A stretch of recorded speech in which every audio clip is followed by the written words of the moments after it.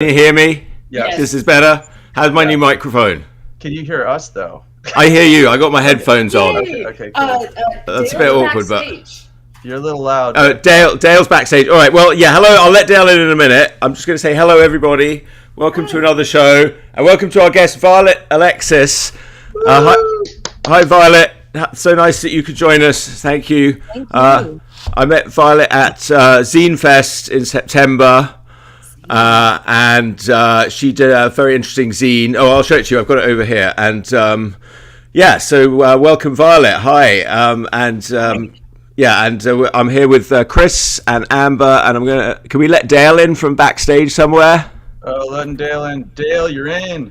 Part of you is in. Your shoulder's in. Your shoulder's in the show. Hey, Chuck, you're a little. Sorry, let me do this or this. Yeah, that's better. So let me turn that one off. Dale, zines. Wait, that's not Dale. That's my drawing board. You let my drawing board in. Oh, we have no Dale.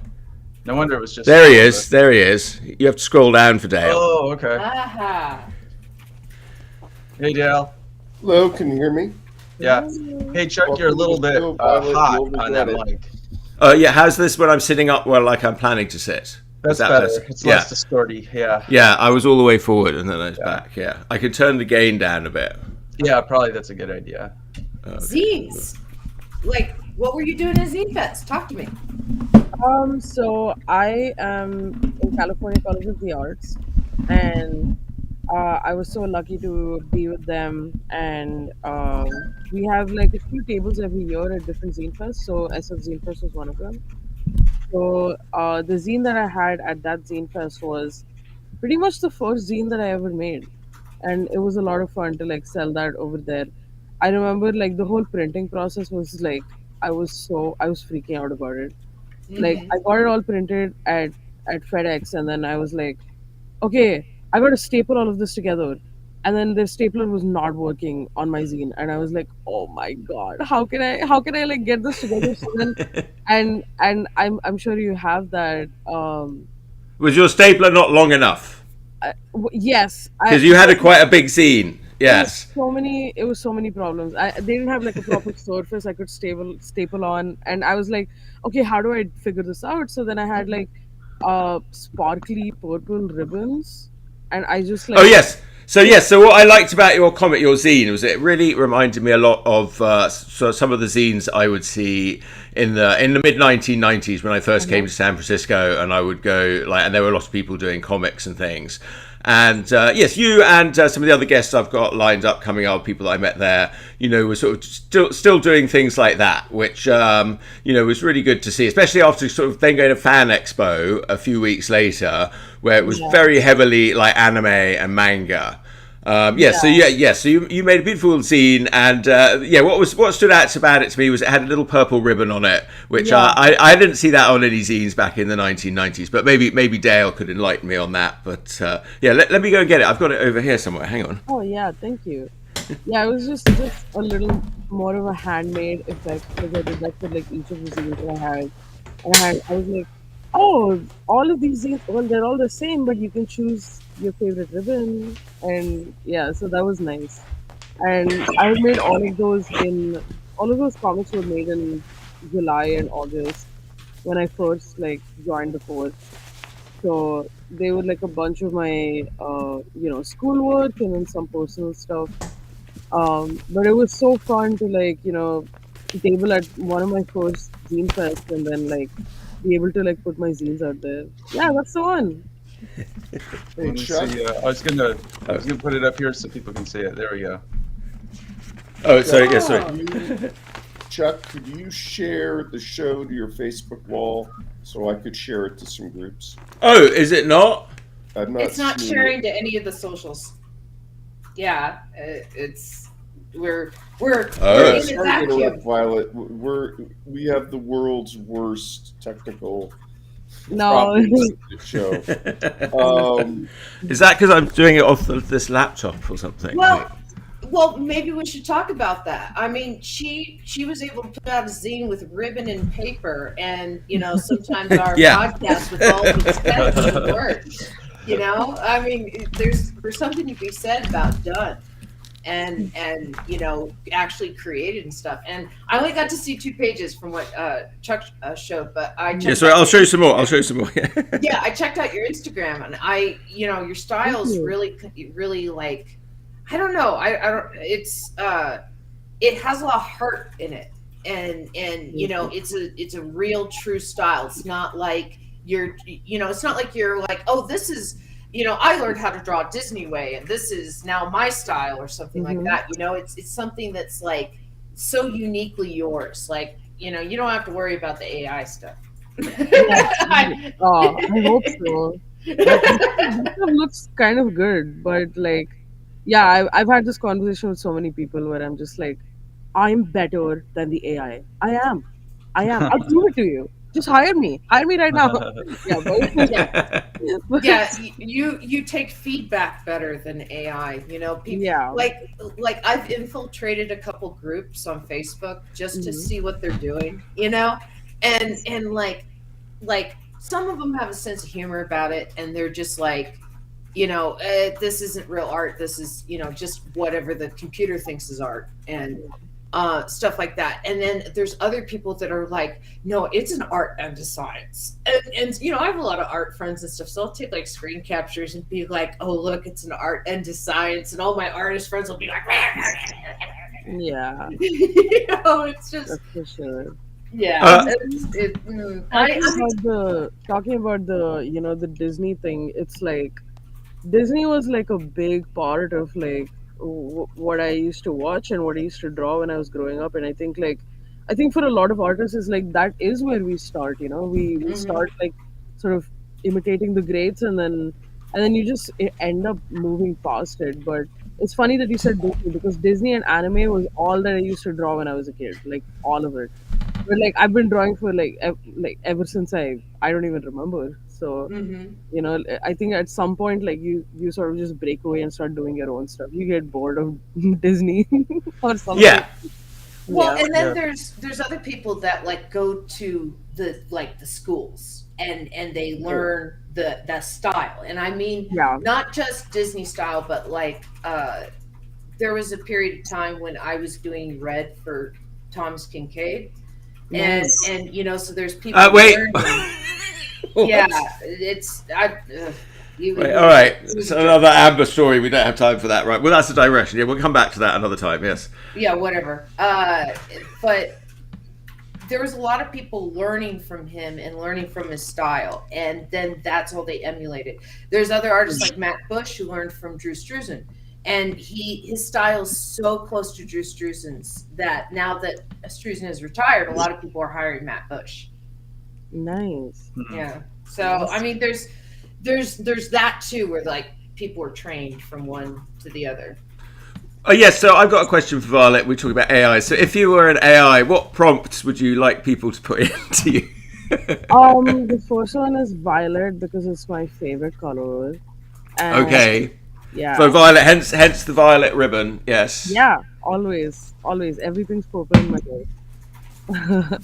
But it would be violet, and then I would put in something about mushrooms, I think. Oh, mushrooms. So you'd rather have done a more colourful comic. Would you like to add colour then? Oh, yeah, I know. I definitely would have. It's so hard for me to work with color. I'm not particularly great at it. Like, a lot of the time, my line art, like, stands out a lot because it looks, like, really, like, bold in black and white. So that's why I've kind of stuck to that for a while. But I do have a lot of colored work, which I used to do before, mostly in Photoshop. But I'm trying to like learn traditional color as well right now. But yeah, I'm just thinking, you know, like someone had brought this up. They were like, AI is all about imitating like the human mind in some way, and like I'm just thinking, like, what if the AI could imitate a mushroom's mind? Like, what would it come up with? I don't know, you know. Or So I like like the cat's mind. psychedelic stuff. That, Yeah, is this your version of Watchmen?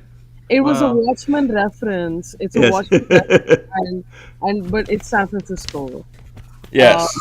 Because there was like this laser days. Like I actually saw this. There was like a laser days like fucking, like DJ thing that was like just on a gutter, and then the gutter had like this splatter of paint, and the paint had just like flown over all of it.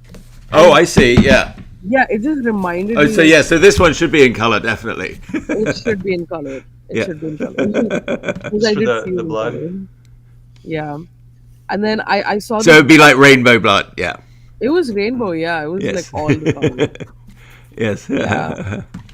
And I saw this guy just cycling across the street being like, San Francisco, surveillance state of mind. And I was just like, okay, I gotta put that in. Yeah. Yeah. Well, I came here because I thought it was less surveilled than London. Where I was living before. That's like London. London is the most surveilled city. We all carry cameras and microphones in our pocket. All the cities are surveilled now. Yeah. Yeah. We're all surveilled all the time. That's how they caught Kohlberger, the Ohio murderer, is with his cell phone data. Is Oh, wow. Oh yeah. The night of, he turned off his cell phone, but they have weeks ahead of time where he was like circling the area and he'd like be outside, and then like 9 a.m. The surviving roommate didn't contact 911 until something like 11 a.m. or 12 a.m. because she was in a state of shock, so she was unable to do anything. She was just still, and so he was in front of the house at 9 a.m. before it was ever even called to the police. So yeah, that's one of the reasons why they're like, this is the guy. I think your phone should be able to take the fifth for you. It should be able to like you can take the fifth so you don't self-incriminate. Your phone should be able to take the fifth because you own it. Violet, Yeah. it's CCA. Yes. What does that stand for? The California College of the Arts. And that's up in San Francisco? Yes, it is. Okay. It's near Potrero Hill. And Yeah. are you going after a bachelor's or a master's? Masters, right? Yeah, so it's a master's degree. It's the MFA in Comics. They've had that program for about 10 years. There are some really amazing people working there. And I never studied art before this. So Okay. my bachelor's was in architecture. That's what I actually Oh. yeah. So it was Well, a lot that's of still art.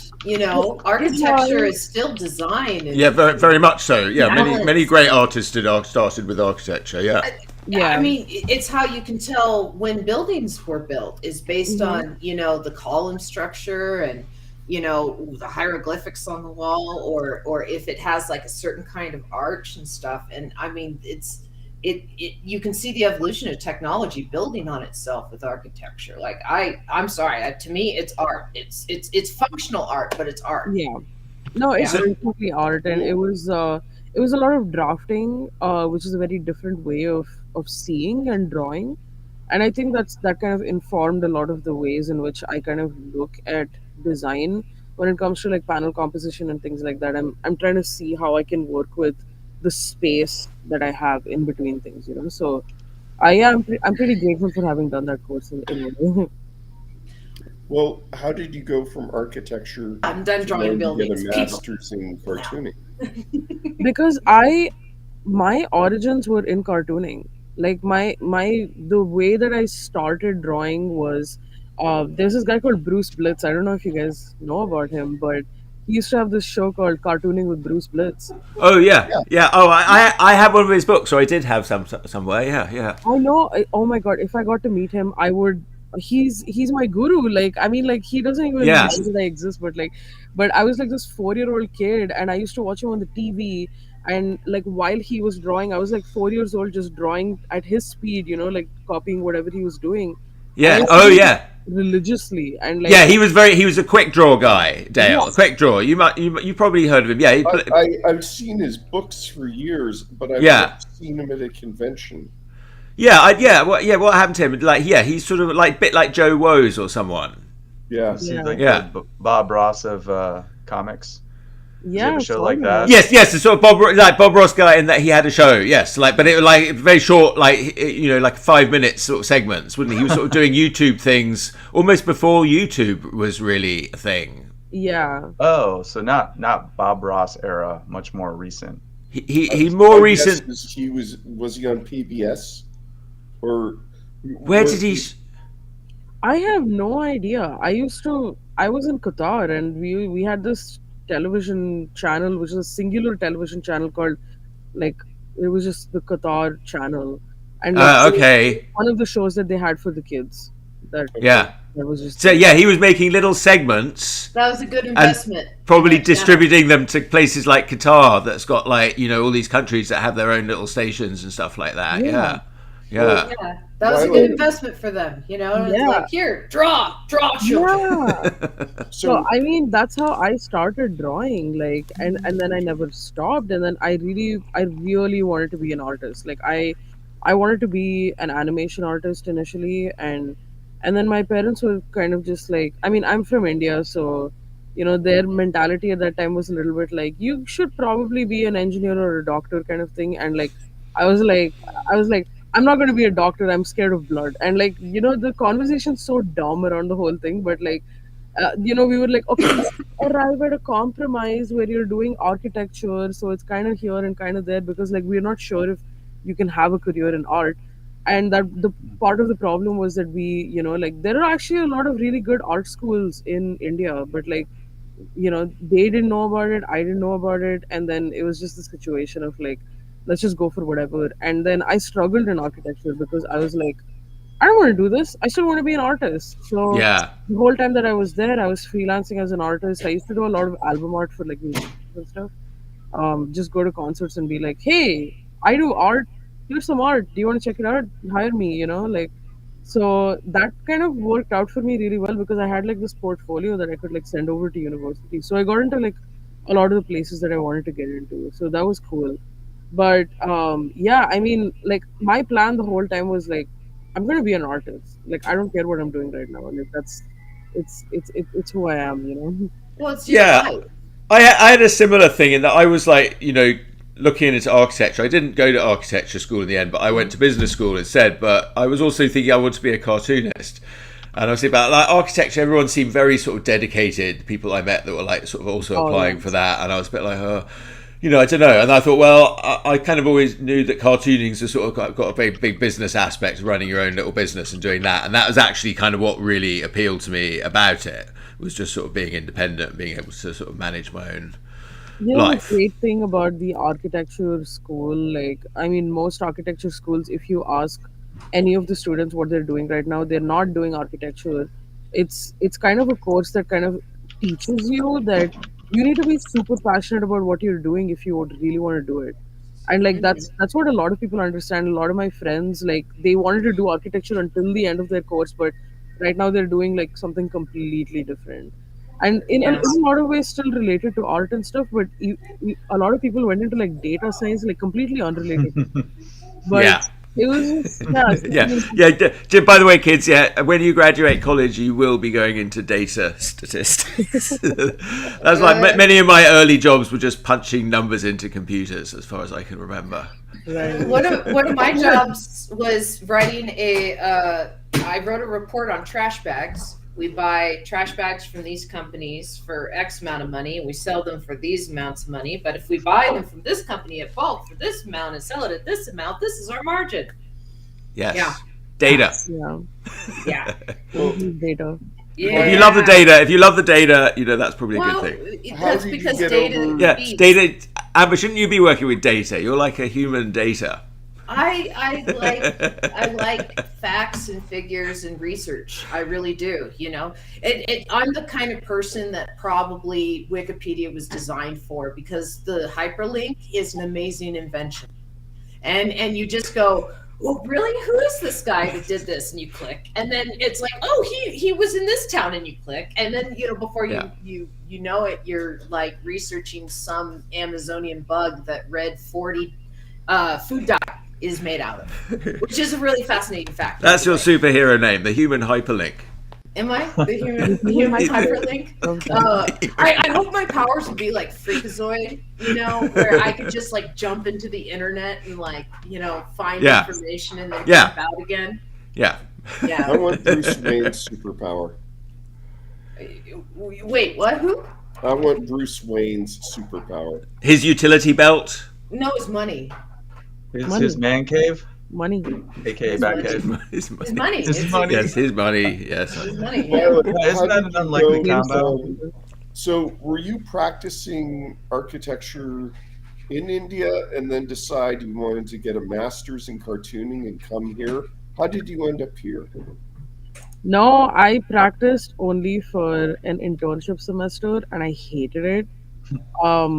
Also because I was unlucky and my boss was kind of a crazy person. But like, um, so I never practiced. So I graduated like in 2020. So I graduated into the pandemic, and then that year, like everyone was like I mean, you can imagine what the vibe was, and no one was really like getting jobs. Like it was like really hard. And then I was really lucky, and I had a mentor, and he came up to me and he was like, "Okay, I'm going to do this big art project. Do you want to do it with me?" And I was like, "Yes." Yes. So I was working with him for a while, and we collaborated with a handicrafts collective, and basically we were telling the story of the Geet Govind, which is an Indian folk legend, and it's erotic art, and it was erotic art that is in the Orison mythological style, and like it's an Yes. it's an amazing story. So we So, did. so yeah, was what's on your Instagram? Like, was some of that in that No, style? it's not Oh, because that. it Yeah. was never released, but I do have some of Okay. the. You had some stuff on your Instagram that was sort of like more like erotic in a sort of kind of quite a nice Oh that yeah. sort of style that I really liked. Yeah. Oh, that's just my style. That's just yours. Yeah, that was good. Yes. That was good. Yeah. Thank Do you. you Thank have you. any of Yeah, this? I do like drawing a Yeah. lot of like queer and erotic art. So that yeah, but that project was so much fun, and it was like 13 folios that we did, super detailed, and I was doing like layouts, and we sent over the layouts to the actual handicrafts artisans, and they made like actual painted folios based on those. So that was like a cool project. So that was what I was working on. Oh, so you gave it to the artisans, and Yeah, they worked from your designs. Fantastic. yeah. Yes. Wow. Yeah, so that was 2021, and then like I knew that I was going to apply to university at the end of that year. So all of that work and like my previous portfolio, so basically I was looking at art courses, and I saw a lot of courses, and I kind of felt like if I was in a course where I was paired up with like a bunch of different kinds of fine artists, like sculpture artists and like everybody, I felt like my art would kind of not be able to find its own space there.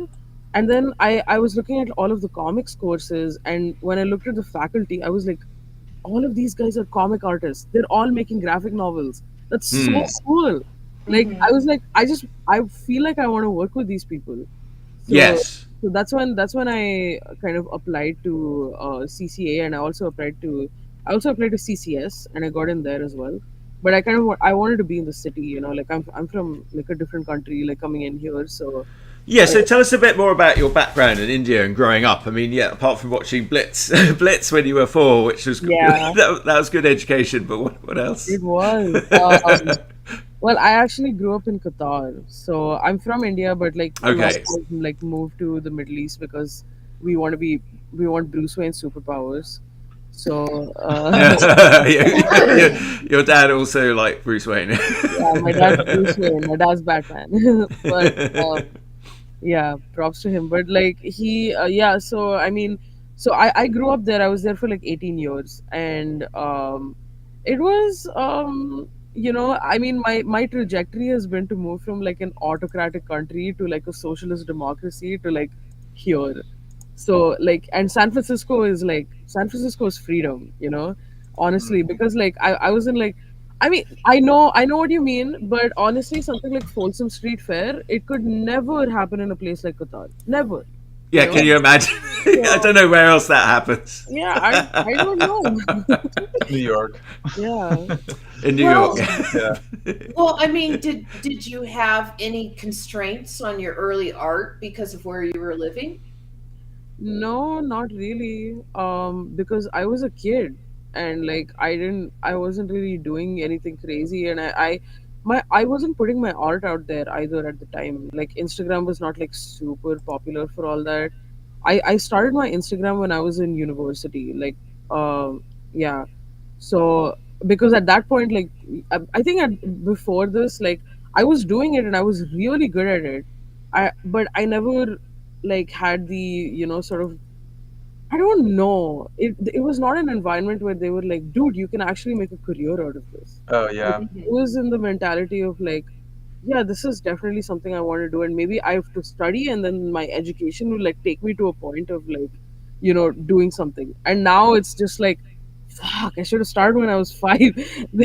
Why didn't my parents put my face on the internet when I was younger? It's like there's people who are like so young out there who are like making like a lot of money.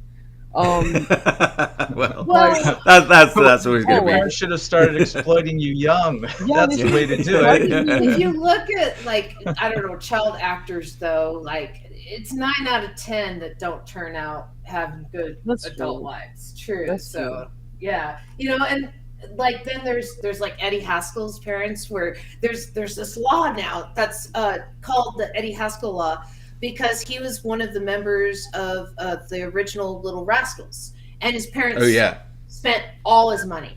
And so by the Um, time he was 18, he wasn't cute anymore and stuff. He's like, okay, and now I'm going to live my life. And there was like no money. And so he sued his parents, won.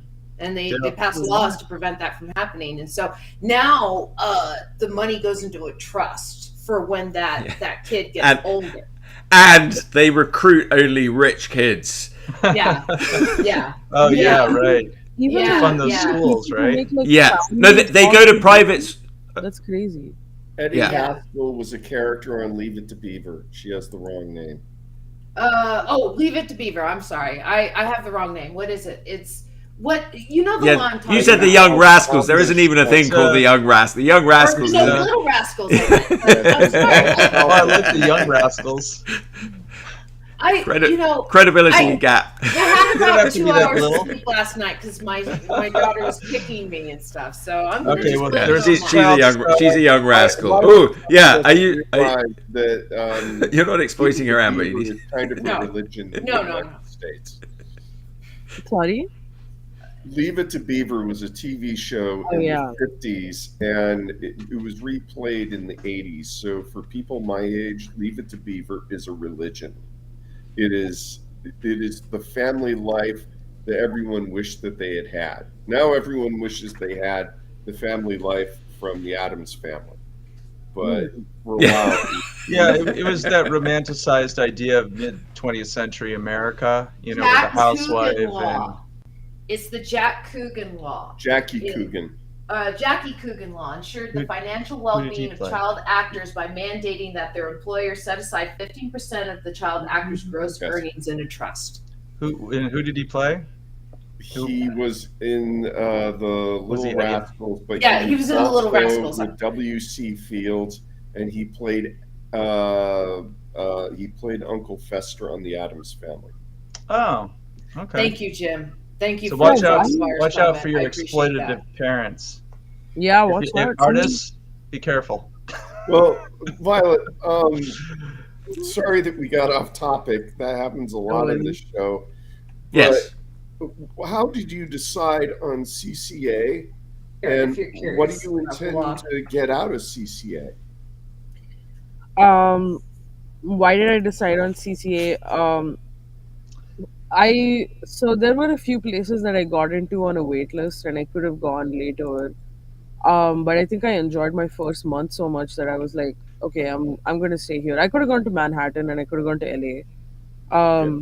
But before that, like actually deciding to come here was I got interviewed by Justin Hall. Like he took my university interview, and like it was like when we started talking, it was as if like I'd known him for years.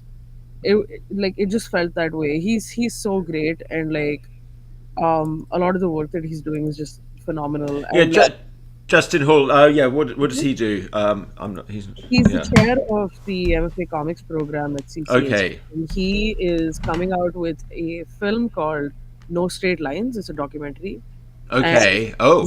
yeah, and it's gonna be streaming on PBS, I think, and like a few other places. It's yeah, and it's about queer, the pioneers of queer comics. So he's he basically interviewed like a bunch of them, like Alison Bechtel and like a bunch of artists. Mm. Um, and yeah, it's gonna be fantastic. Like his work is really great. So Oh, I've seen his um, work before. I just yeah, googled him. I just Okay. googled the documentary. My on a slightly well, kind of related tangent. My daughter, she's at one of the performing arts high schools here, hmm and she's a visual artist, and she did her. I forget what it is. It's where you show all your stuff, and it was over at CCA. So I was over there a few months ago. You were on that, Chuck. But I mean, Yes. Yeah. that's a school that actually might be in her future. We'll see. She's a sophomore right now. Um, oh and yeah, I don't know what she's gonna do in college, but we'll see.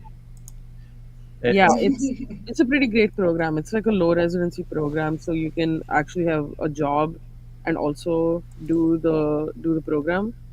So that's an interesting thing, and it's also like what I want to get out of it is like I just love the idea of comics and cartoons, and I think like at the same time I want to have this. Oh, I know Justin. I know Justin. Yes. You Yes. know, Yes. yeah, Yes. he's great. Yeah. I saw him. I saw him recently at Mission Comics and Art. They were having Oh yeah, a little get together for some of the guys that oh his used to comic do readings are so fun. the zines around here. I keep forgetting what they were called, like the little distribution for zines in the Bay Area group, Dale. Um, You've lost me on names, but you're talking about that was putting them in the comic stores. yes, they had a Yeah, little group, him, and there was like Jesse Recklaw and like a whole sort of group of people, yes, that yeah. I used to know. I was sort of like, I sort of knew them, but not as well as I knew some other people, yes. Yeah, in the South Bay, we don't have the zines like we have up in San Francisco. But so, what do you want to get out of it, Violet? Do you want to be able? I mean, is this? Are there stories in you that you want to tell better, or um, what are you getting out of it? So um, I think it's also like what I used to do before.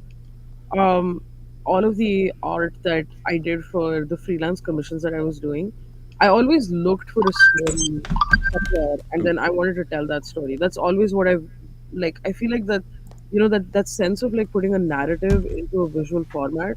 Like I just like I have an urge to keep going with that. So um, right now I feel like I'm a little open to like what my future looks like, but I would love to work in comics. That's definitely, that's something that I want to do.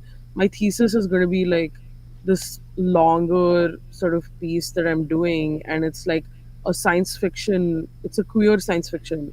So I want to tell stories like that that are sort of like psychedelic and like queer and like like magical, and so that's part of it. But another aspect of it is like I have these 2 years, and then I kind of want to try and stay and like be here. So I kind of any kind of job that gets me to like be here, I'm happy to do. And I know that that's a thing with a lot of comic artists, that you have like a day job and you're also doing comics. So I'm totally fine with that. Probably join some kind of graphic design company and stuff. And the ones that I want to join. That's what I did. That's what I did. Yeah, there's lots of that's what jobs I like that around here. yeah, Yeah. that's what I did too. True.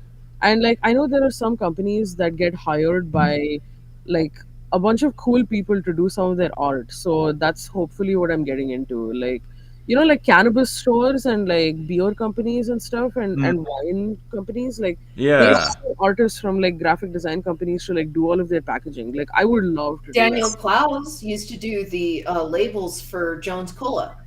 Yeah. So yeah, I mean it's a tradition amongst artists here that like you draw where you can, Yeah. and There are agencies in the Bay Area that sort of specialize in just doing like wine labels and things like that. Yes. But Mhm. cannabis labels would probably be a really fun area to get So Probably into. not, fun. not as crowded too. well, the Well, I know, dispensary yeah. that I worked at, they had their own art department, and they've actually won awards for advertising out here in Colorado because of that art department. Because they've gone with a particular kind of style for all their advertising.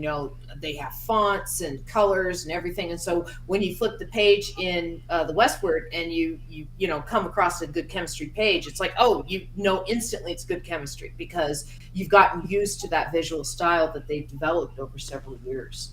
And so it's, I mean, there's a lot to be said for coming up with that design style. I mean, Patrick Farley, I guess, is kind of a friend of the show, and he's worked for Apple. He's worked. I mean, Neil Yeah, we Clyde should get has. him on. I'd love to Yeah, have Patrick Farley on. Yes. Neil Clyde has designed emojis that the world has used over, for his day job, and he still makes comics. Yeah. Yeah, do it where you can, draw where you can. Yeah, Well, and Yeah. I think it's a like barbell. CCA, I mean, like, the course is kind of telling you how to tell stories in a visual format. And I think that's like something that is so useful in any sphere. Like you're telling the story of a brand, or you're telling the story of an album artist, or a musician, or like, Hmm. you're always doing that. Like, I mean, it just adds an extra element of like care to the art that you're putting in, if like there's some kind of narrative that's like informing it. So Now, Violet, are you a traditionalist? Do you work with analog media or are you digital? yeah, I am guilty of that. Like I won't pick up my iPad at all. I have it, and I'm just like, just stay away from it. Like Jill Bennett like was one of our faculty this last year, and like she made the mistake of introducing me to dip pens, and I only use dip pens now. Like I really Okay. I love traditional media a lot. I think there's like, so a lot of my work is, I do it in pencils and then I ink it, and then there's very minimal like sort of editing, and if I do color I do it in Photoshop. But most of my, yeah. Oh, Yeah, okay. You like dip pens. yes. These are crack compared to dip pens. Really?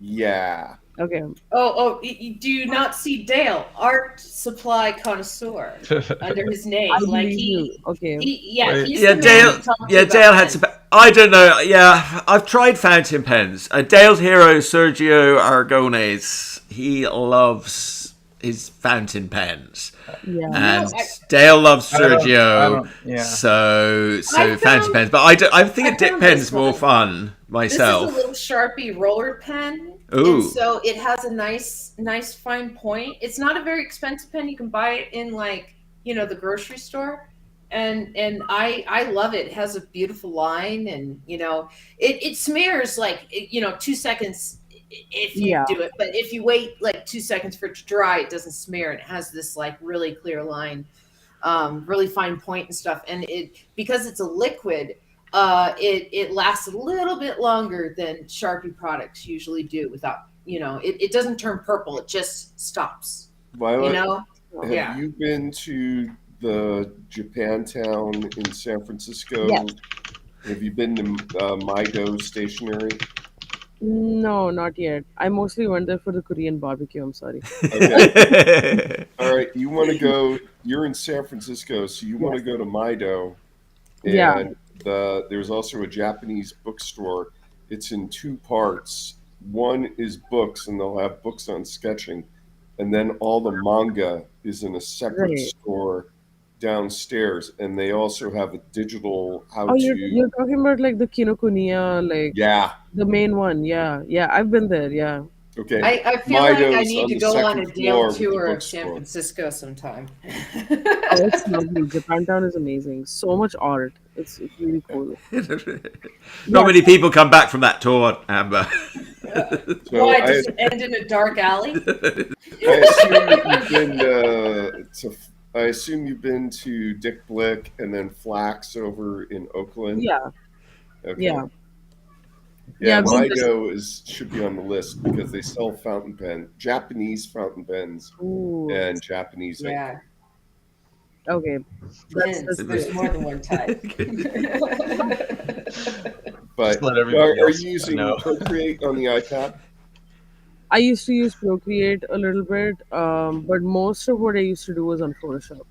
I just kind of got very used to, like, I didn't have an iPad or like a graphic tablet before, because so I just used to use my mouse and like I just kept doing that, and I just got very good at using it. I'm sorry, like it's all I Okay, want. graphics tablet.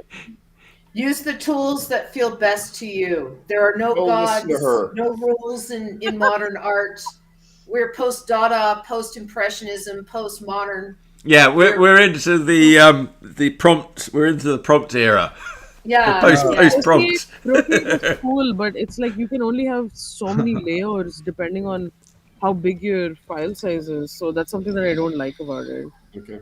So because mine is like layer, new layer, new layer, new layer, and then maybe I'll merge the layers later. But like I need my layers, you know. You know assume what? you What have a graphics tablet now, though, right?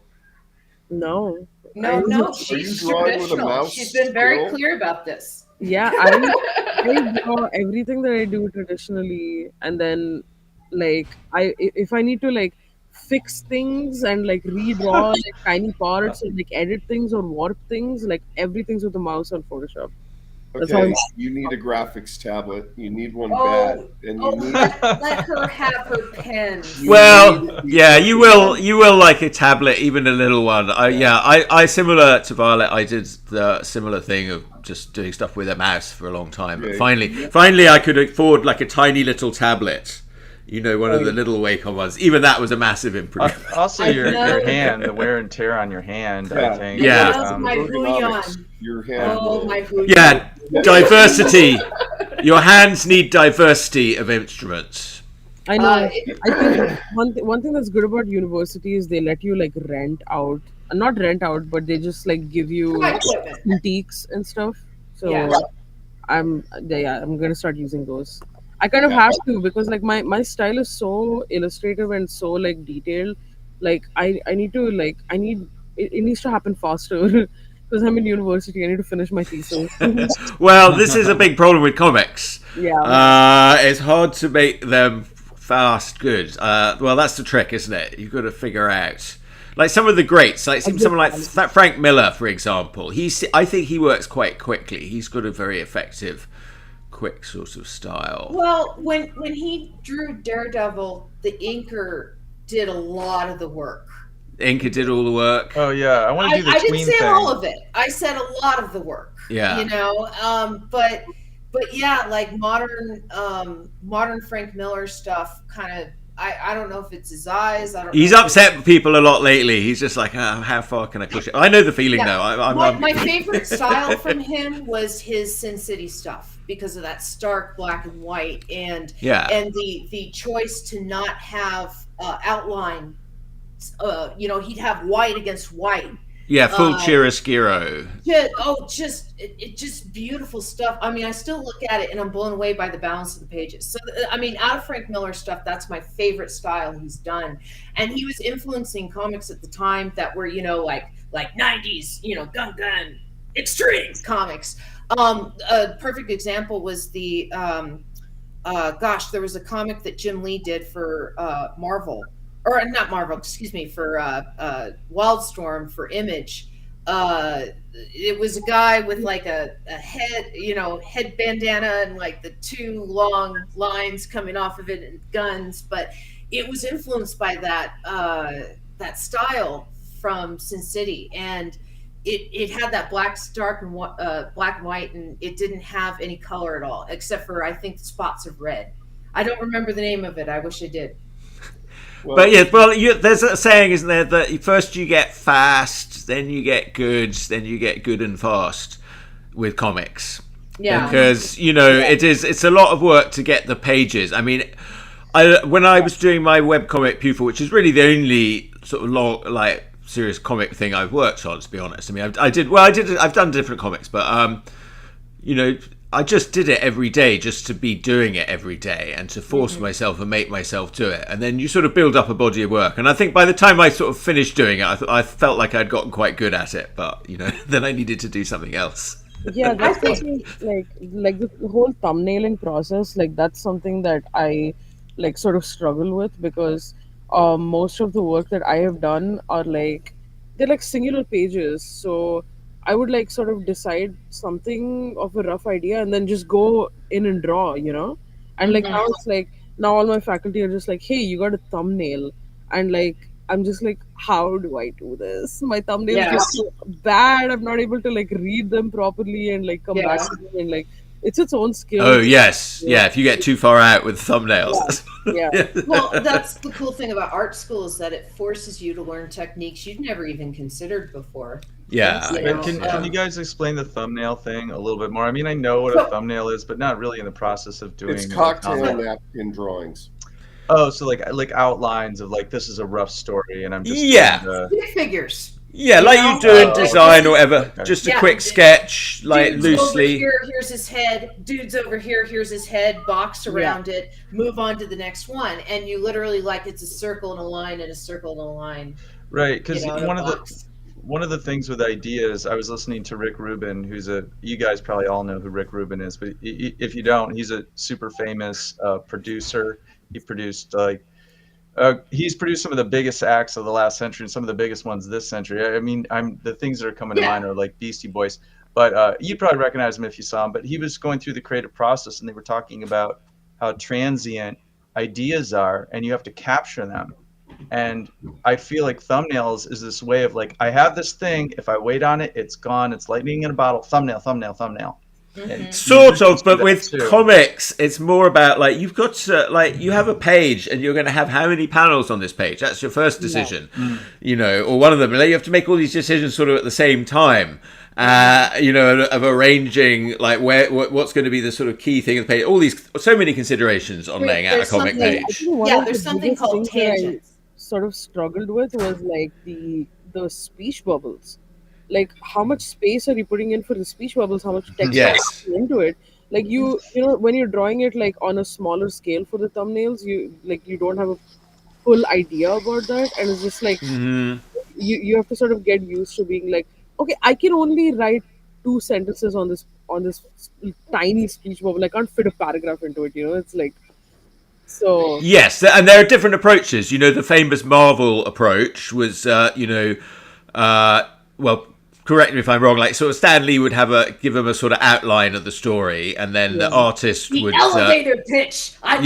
I want Spider-Man fighting the Vulture in this issue. Do it. Yeah, we got to do 24 pages. Spider-Man fighting the Vulture, whatever Stan Lee's given them. And then the artist would do. You gotta do this. The artist would draw it all out. He would come back to Stan Lee and he would go, "How dare you, Spider-Man, destroy my plans?" He had to work like that because he's doing all of it, and he's the guy that knows what the punters want.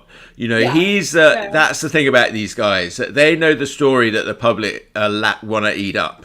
Yeah. Well, Stan is going to be an interesting historical figure in the comics history. He's going to be studied forever, and what he contributed and the fact that he made comics cool. Because he was embarrassed to tell people what he did at cocktail parties. And he was the first to kind of like say, let's make records, let's make TV shows, let's make toys. And like people were like, we're making comics, what are you doing? Right. But he knew people want to play with Spider-Man. They want to be Spider-Man, and he kind of, if it weren't for Stan Lee, you wouldn't have the Marvel Cinematic Universe, period. You wouldn't even have an idea of movies of comics. Because he was the one that said, you can make this into a movie too. Yeah, and he went off to Hollywood, and he, right from the get-go, he was trying to make that happen. I know I You have know. a terrible Stan Lee impression, but I'm trying to capture the energy. No, you were pretty good. You were pretty good. Yeah, he had a good, nice, positive energy. Only came across him one time, but at a convention, and we were staying in the same hotel, I guess, and came out the elevator on the opposite Yeah. side at the same time, and he was going off to sort of some breakfast, but we were sort of walking along behind him, and you could sort of see, and he was very affable, and Yeah. you know, people were At- greasing him in at the morning. It was Comic-Con, very nice. Yeah.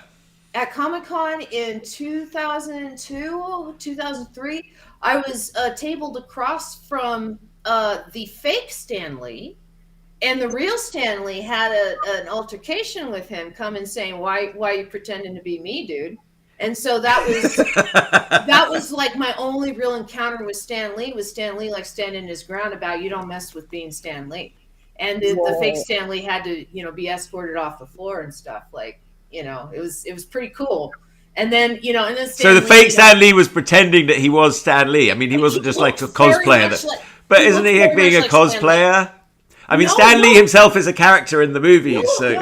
I will find information about this guy. This guy pretended to be Stan Lee, and so he would get invited to conventions and stuff. They feed him. Whoa. People pay him money to have pictures taken and stuff Oh, like that. a real And imposter. He was an imposter, yeah. Yeah. And so when the real Stan Lee showed up, he knew Clyde Nee, who did all the tabling and stuff like that. And she goes, "Wait, what do you mean you don't have a table?" And I gave you a table. And then they realized it was not I'll find information about fake Stan Lee. That's All right. It made real Stanley look like a jerk, kind of. But then when you further explained it, you guys are inspiring me to do my own comic strip called Thumbnails, and that's all they'll be. Yeah. Actually, there are strips that are thumbnails. XKCD is all stick figures. Yes, stick figures. Yes, Chris is a great stick figure artist. Damn it. I've seen Chris's stick figure cartoons. This is a cat. Yeah. Oh, I love that. Yeah. Violet, Okay, I found a story about That's fake good. Stan Lee. You can put into the links what Violet? because this guy did this for years. Here you go. Yes, Dan. Violet, Yeah. you got into the master's program at CCA. Mhm. Now, did they have you do anything, or did they just do a portfolio review and an interview? It was a portfolio review and interview. Yeah, they didn't really. There weren't like a lot of rounds or anything. Okay. Now, there are classes that you have to take as well as do a thesis? Yes, it's a 2-year thesis.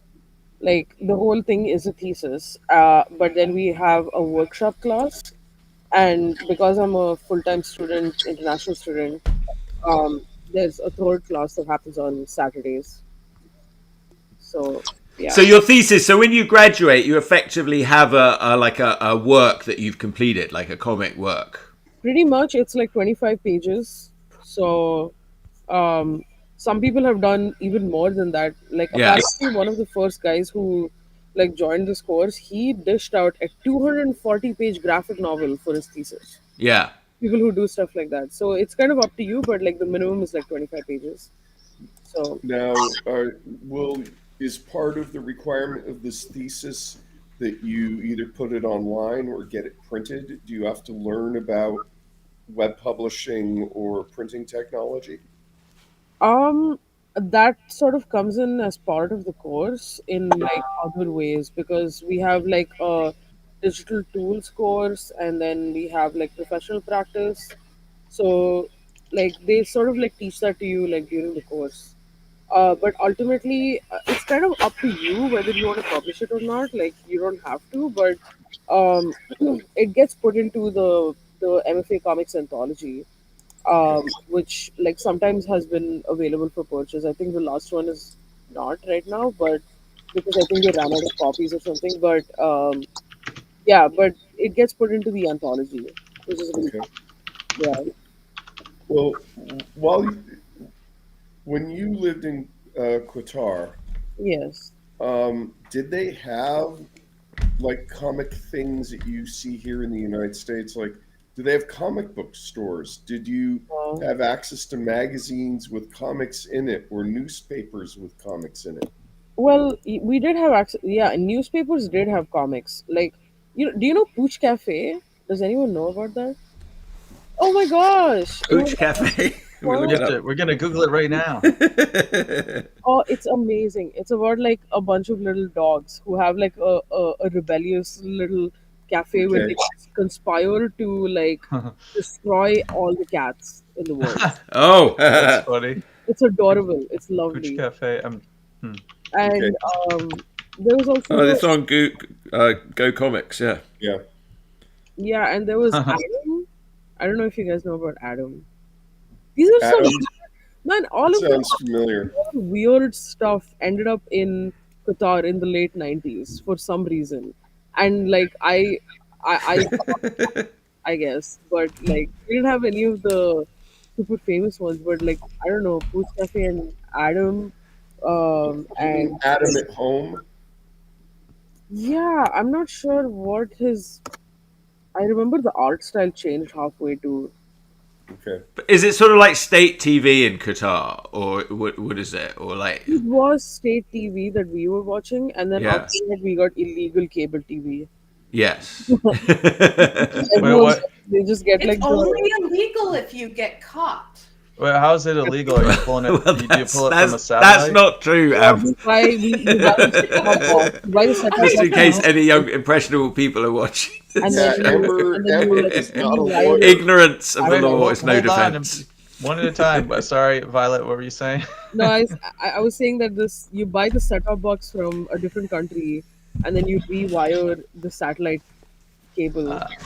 So my dad wanted to watch Indian TV and Indian news, so you know Okay. you got to do what you got to do. You like? Yeah. In the 90s, we had DirecTV, which was a satellite, and the way that they I'll gave be you back. permission, the way that they gave you permissions was they had like a card that was like a credit card that you put in, and it was like your permissions. And Oh. so my brother got a card reader, and you could read it and reprogram things, Whoa, all the channels. that is insane. I'm He gonna was get very some smart. illegal something or other. I pay for everything now. I can't figure out how to do it free. Yeah. Ads, Yeah. I guess. I killed Ian's computer streaming Dexter episodes from China, so be careful about torrents. Yeah. I haven't used those for so long. Back when I was like totally broke, I got all my software off of like torrents, and even before that, it was it like Napster and LimeWire and stuff like that. Yeah, But- I remember waiting a half hour for one Yeah. song and hoping your mom doesn't pick up the phone. Yeah, or trying a piece of software 6 times because 6 of them don't work. But I haven't done that for a long time, so Or you have to download the extra program with the keys in it. Yeah. and pick Oh, a yeah, key, for, like, try it, Photoshop, pick a key, try like a it, key pick a key key, generator. try it. This is the pirate The segment. pirate, yeah, Centered. yeah. What happened to all the pirates? They've all gone. I don't know where Oh, they moved. Dale's gone back to the pandemic. No. Dale's travel back in time to No, 2020. he's okay. I sorry. traveled forward again. No. Someone came to my door. Wear a mask, Okay. kids. The cartoonist Dan Doherty, who does Beardo, just recently, Oh. he's been doing these like throwbacks on his Facebook and stuff, the old comics that he did during the pandemic. And one of them was like, I hope people remember the birthday parade. And I was like, birthday parade? But his kid turned like 5, and so the friends would like drive by and drop off the present and have like happy birthday, and the kid's name on like the side of their car, like balloons or something. Yay! And then they drive on to the next house who was having a birthday parade. I do not remember this because my child was 2. She didn't have any friends. What, Oh. Violet? Is this your first time in the United States? Yes. So I got here in June. You're in San And- Francisco. I assume you've been to comic book stores, and Yeah. was that like a major thing, like seeing comics this way? Oh my or- God.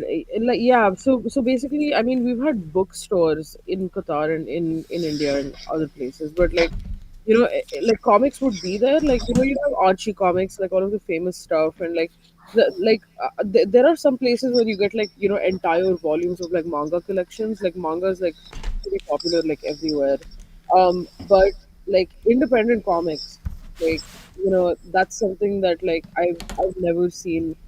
The volume of like stuff that is like coming out with like zines and like these beautiful comics that people are making, like I'd Hmm. never seen that before. And like I came into the comic book stores and I was like, I have a lot of catching up to do.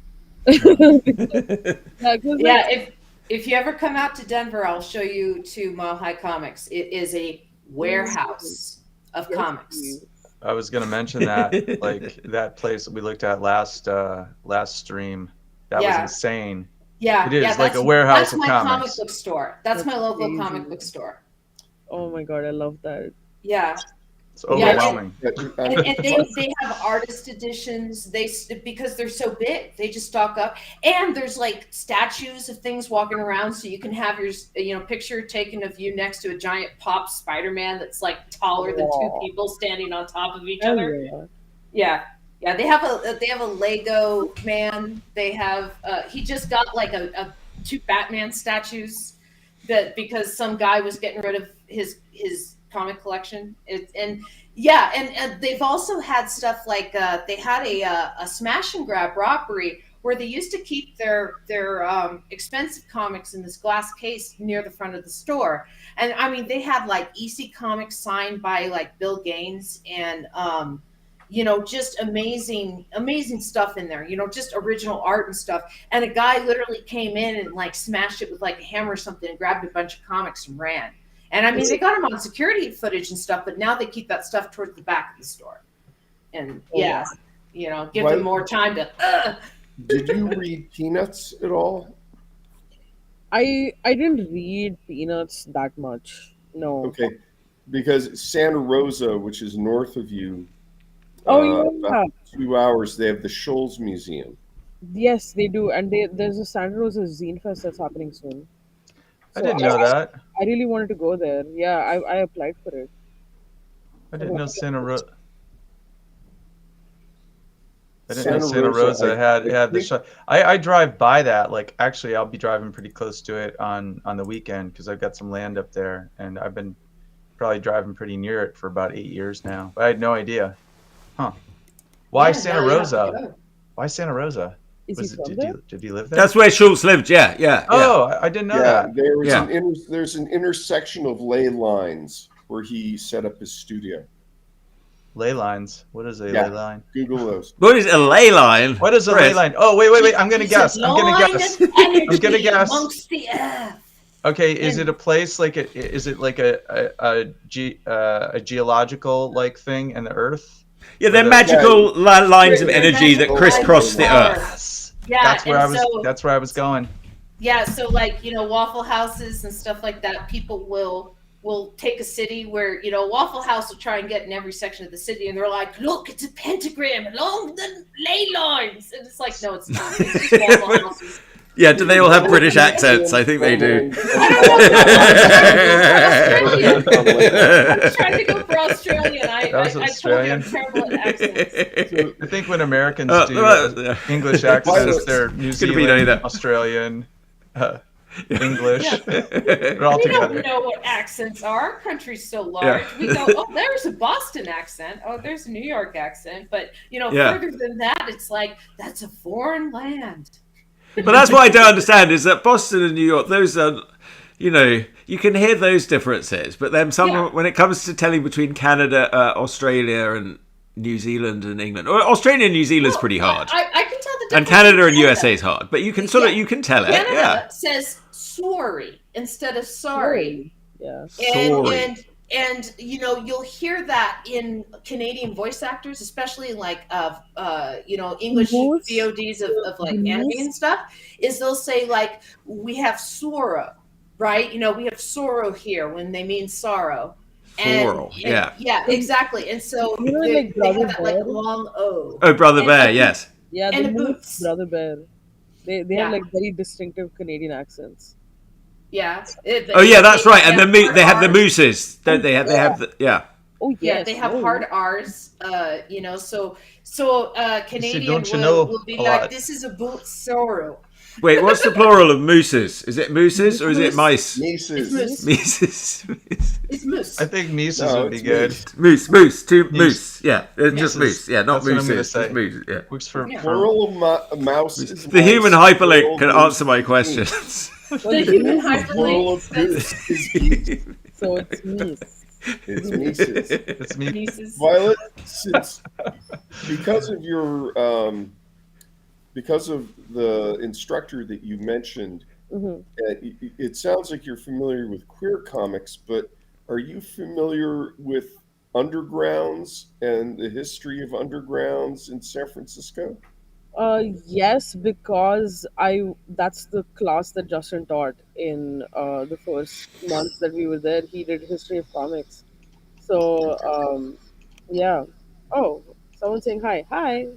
Hi. So, yeah, I mean, um, yeah. So he basically like went through all of that stuff about underground comics and like how the Comics Authority like screwed everything up for the U.S. and then we had to like you guys had to like do stuff in underground comic stores, and then after that like it's Marvel and DC that sort of like, as you were saying, Stanley like sort of brought comics back onto the market. But even now, Japan is like, I think almost 30% of their literary publishing is comics. Mm-hmm. Yeah, but they have comics about golf and cooking Yeah, and yeah, about everything. fishing. You And know, food. And even France, apparently even France like has a huge like comics publishing like culture, but like it's just sadly like not up there yet in the US. Spain, But Spain yeah, and Italy also have an amazing comics yeah. tradition, and if you're not familiar with Asterix, Asterix, Yeah. yeah. is it Asterix. Asterix? I've never heard it said Asterix. Yeah, I think they say Asterix. I don't know. Yes, in England we just say Asterix. But Asterix yeah, and all. yeah, Asterix. It might be a silent X. I don't know. I don't know. Because I don't want to say it wrong, but I've heard it pronounced both ways. I think they say the X. No, because it's Obelix. Really? Yeah, they say the Yeah. X. Asterix. Yeah, This show cares. No, just say There's it. a bronze statue of him in his home country. Yeah, Wow. Yeah, we love Asterix. He's very educational. You learn all about the different countries in Asterix. Yes. You didn't. They didn't do Asterix in Qatar though. That would be interesting. It's just like the traveling. They did Asterix. There's Asterix in the Black Gold where he goes out around the Middle East though. Oh. Yeah. Yeah, it's The French beautiful. have And made then Asterix live-action movies and Yeah. animated films. Yeah, with Gerard Depardieu as Obelix. I couldn't believe it.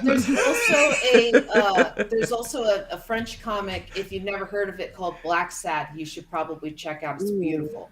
Oh yeah, Black Sad is amazing. Yes. Yeah, Black Sad is it's like film noir, but it's watercolor.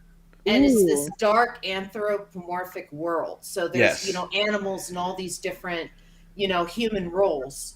And it's amazing. I open up pages and I'm just like, oh my gosh, I am humbled and it's amazing. Yeah, And yeah, I it's a bit share- humbling. It's a bit Yeah. humbling. You're like, oh, I'm just gonna give up But and go. because it's a French comic, and this is interesting about European comics versus American comics. American comics is like deadline. You do 30 pages or 28 pages or whatever every month, and there's Spider-Man, and you got to hit the deadline. And if we're not going to hit the deadline, we get a ghost or another artist to finish up the story or to do a filler, or we go, to be continued or whatever it is. In France and in Spain and in Italy, a lot of comics, I'm not saying all of them, but a lot of comics, the book's finished when it's done. And then it comes out. And Yeah, so and they sell them sometimes- as an album. You go Yeah. in the comic shops there, and it's all these albums of stories. Yeah, so I'm talking about like 30 years ago when I was going to European comic shops. But yeah, It's wonderful because it gives the artist and the writer time to pace it. And I mean, like, that's one of the reasons why I like the old Judge Anderson stuff with I want to say Alan Grant working on it. And it was amazing because, it would be like 2-4 months sometimes between issues of that, but it allowed him to be able to, the 2000 AD had comics. they have that anthology format. where they would do a weekly with like sort of 5 or 6 pages of 5 or 6 stories. Yeah. You know, and so each story would sort of run as long as it needed to or whatever. I always thought it was very interesting how they sort of schedule that out, you know. I mean, Well, I mean, yeah. It's kind of crazy. Like in Japan, you know, in a week, for all of these manga artists, they produce 20 pages a week. Isn't that crazy? but you have how big of a studio producing those 20 pages? You get one name on the book, and then they have like 8 assistants that are working, you know, 30-hour shifts, and then they'll sleep for 5. And then Right, that's the thing, and you're working in a very consistent style with anime. Right. Everybody's And on the they're same also page. using Clip Studio Paint, and they're using a lot of 3D models for reference. Yeah, And they're using yeah. posable figures. But there's still a lot of people doing zip tone and pencil and pen. I mean, it's a interesting crossover in Japan of who's working traditionally and who's working digitally and who's combined the two. Yes, but they will be hunted down and killed. I think that tradition should be appreciated. You know, I mean, actually true. They apparently there's like manga artists who've been like kidnapped and held hostage in like hotels and stuff because their publishers are like, make it right yeah. now. Like, Yeah, you need In to Japan? produce this. Your contract says. That sounds more Yeah. like China style. Well, that Stephen King. I'm- what was the Stephen King I'm story? surprised. The history of cartoon, the history of comics course. Did they talk about Mad Magazine, Crack Magazine, The New Yorker? yeah, they talked about everything, and they also like you know, the large format ones that were in the newspapers. What's a famous guy who did that one? Windsor McKay. Winston McKay. Yeah, Yeah. And How Crazy did I Style. know? it was so cool because like I had the human hyperlink. You are the human. It's your new super identity. You could go on shows and stuff with that. yeah, all the trivia information. When you're wrong, you can just blame it on the internet. It's not always right. Yeah, I will. Just give it 404 era. Well, the Is cool it thing about still requiring you to go to conventions and zine fests? I mean, they don't require us to go for it, but they have tables at like a lot of zine fests throughout the year, and it's up to you to sort of be like, yeah, I totally want to go for that. So I'm going for all of them. But I mean, it was cool because like it kind of depends on you, because there's a lot that happen in San Francisco and in, you know, around the Bay Area. But there's also like FlameCon in New York. They have CXC in you know, Cartoon Crossroads in Ohio, and the one in Seattle. So they have tables at all of those every year. Okay. Are you So- planning on going to any of the major conventions just so that you see what it's like WonderCon or San Diego Comic-Con? I really want to go this year. I missed it last year, but yeah, I definitely want to go this year. I went for FlameCon though in New York. Yeah. That was amazing. It was San Diego is so different than when I was a kid. It's Yeah. like it's so corporate now, and Yeah, and yeah. there's just aisles and aisles and aisles of toys and buttons and lasers and, you know, just like robots and all kinds of non-comic things, and then packed into the corner is Artist Alley, and you're like, wait a second, you're Yes. Adam Hughes, and there's like 6 people around his table. It's You like know? that's the loss leader of it. You know what I mean? You know, like when you make music these days, you don't make money on music. You make it on all the other shit around music. That's what it Well, sounds what's the like. other shit around music? I thought you're supposed to make music. T-shirts. Well, I did too, but it turns out it's merchandise, live shows, sync Well, licensing. live shows are music. You know, Yeah, you're playing. Yeah, they are, but like I think music has become less and less relevant to actually making money. Like you make the music so people listen to it, so they'll come to your shows, so they'll buy your T-shirts, and you can actually make so they'll money buy off Violet's the design. T-shirts. Yeah, let's not forget, you know, that art is, you know, it's not really about making money, and you know, it's about wielding the magical force of creation, God damn and it! you know, and it's been harnessed by all these other forces. I don't want to nobly. You know, they want to use the art and the music to sell product. You know, because art and music's very good at creating a sort of like, you know, people identify with it, or they make a human connection. You know, and then that's where it can be a very meaningful connection. You know, when you really, when somebody's brave enough to sort of tell that story that really connects with somebody, you know, whether you know, musically or artistically, then you know they feel that very strongly, and then they'll spend a lot, you know, spend their money on it. Sure they will. It's all about the money.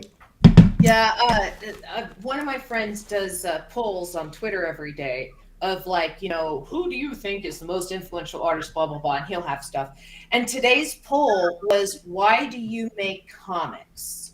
And he says, you know, don't feel embarrassed about the answer. I'm just, you know, doing a poll, right? And it was money, fame, notoriety, respect in the industry, and all these sorts of things.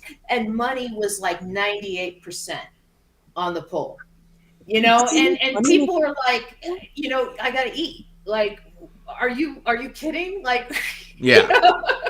But I don't think that's a very comics honest. For the exposure. I don't think that's a really honest answer, because if you just wanted to make money, there's so many better ways to do it. You know, there has to be something else in there.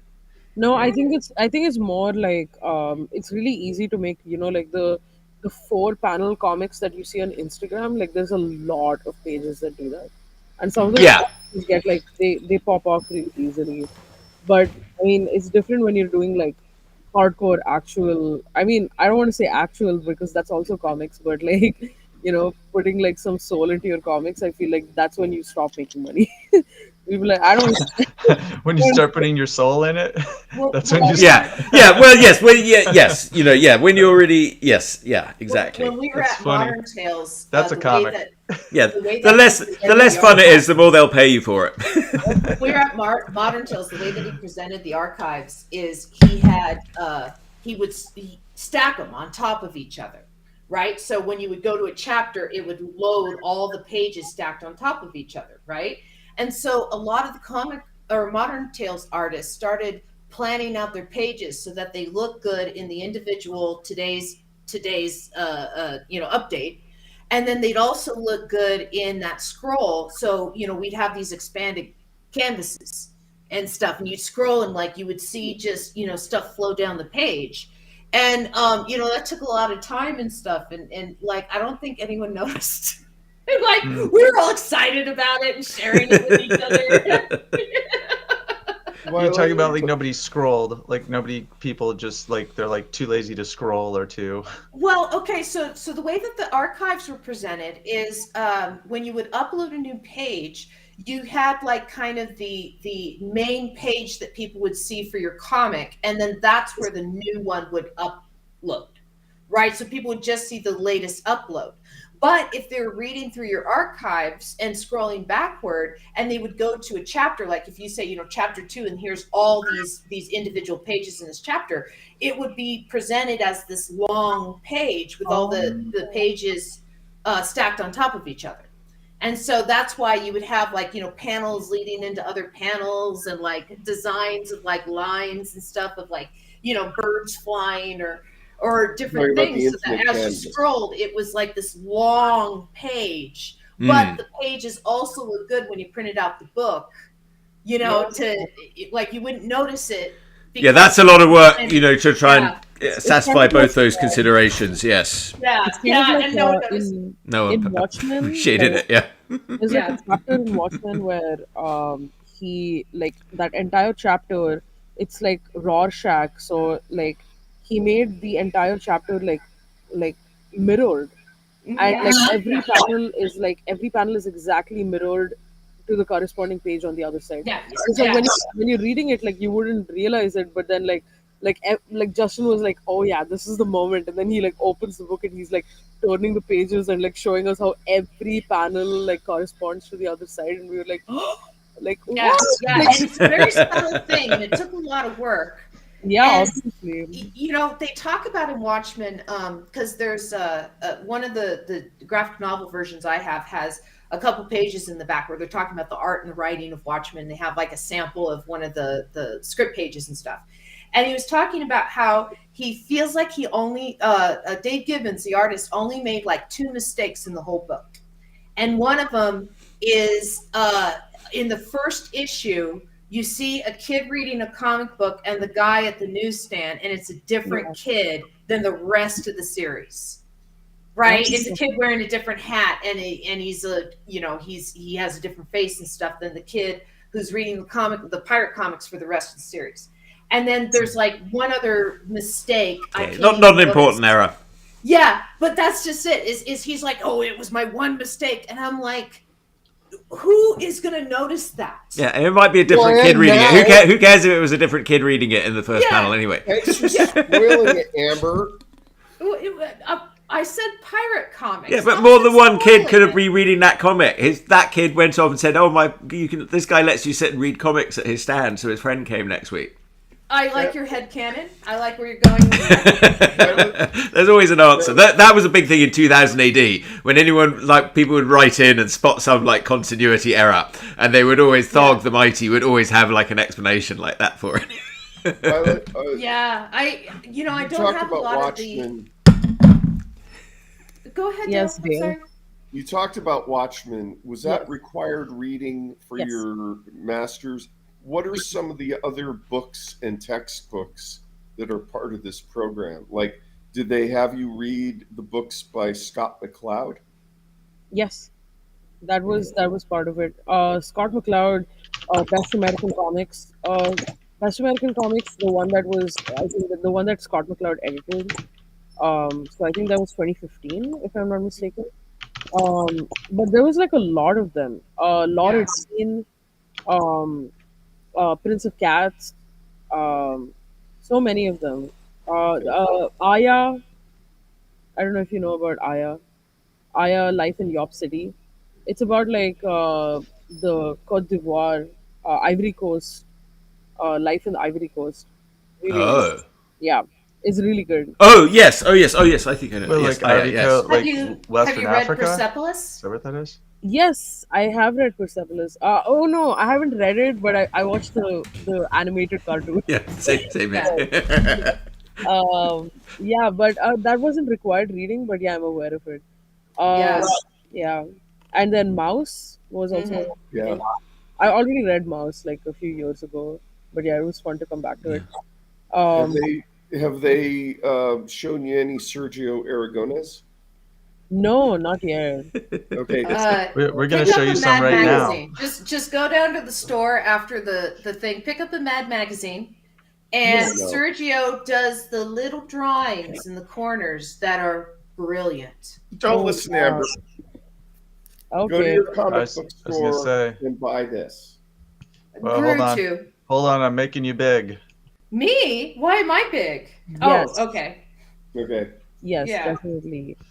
Okay. Yeah. Ooh, This Groomy guy has stuff. awards named after him. So if this guy isn't part of your study at the school, he needs to be part of your study I will recommend this. because he's still cranking them out in his 80s. Yeah. Well, sounds like okay, but is Sergio meaningful? Like, sounds like Justin there. Justin, he's an awesome guy. Actually, he's a really great guy. I'm sure he's an amazing teacher. But it sounds like he's trying to put in some worthwhile, He's so thoughtful projects that you're looking at. Not like Sergio's just a bit of silly nonsense, isn't he? I mean, he's very entertaining. No. There is a place for silly nonsense in comics. Okay. Comics are silly nonsense. Sergio owns the rights to his character. He Yeah. was one of the first who did that. Yeah. All right. He fought for them. And then Will Eisner too. I'm sure his name's been mentioned. Yeah. But before he died, he released a series of sketchbooks of his like process for Oh things. yeah, all those Will And- Eisner books. And they're amazing. I bought A Contract with God, and then I bought his sketchbooks that has a lot of the pages of A Contract with God, so I could compare the finals with these designs that he had. And you can see how he's reworking poses, how he's reworking dialogue, because he realized he didn't leave himself enough room. And so you see him like crossing out words and like refining it down, and just different things that it kind of let me know it was okay, and it gave me permission to do with my own stuff, and Yeah. so like things that he would do, because again, he's working traditionally, you know, before there was digital anything.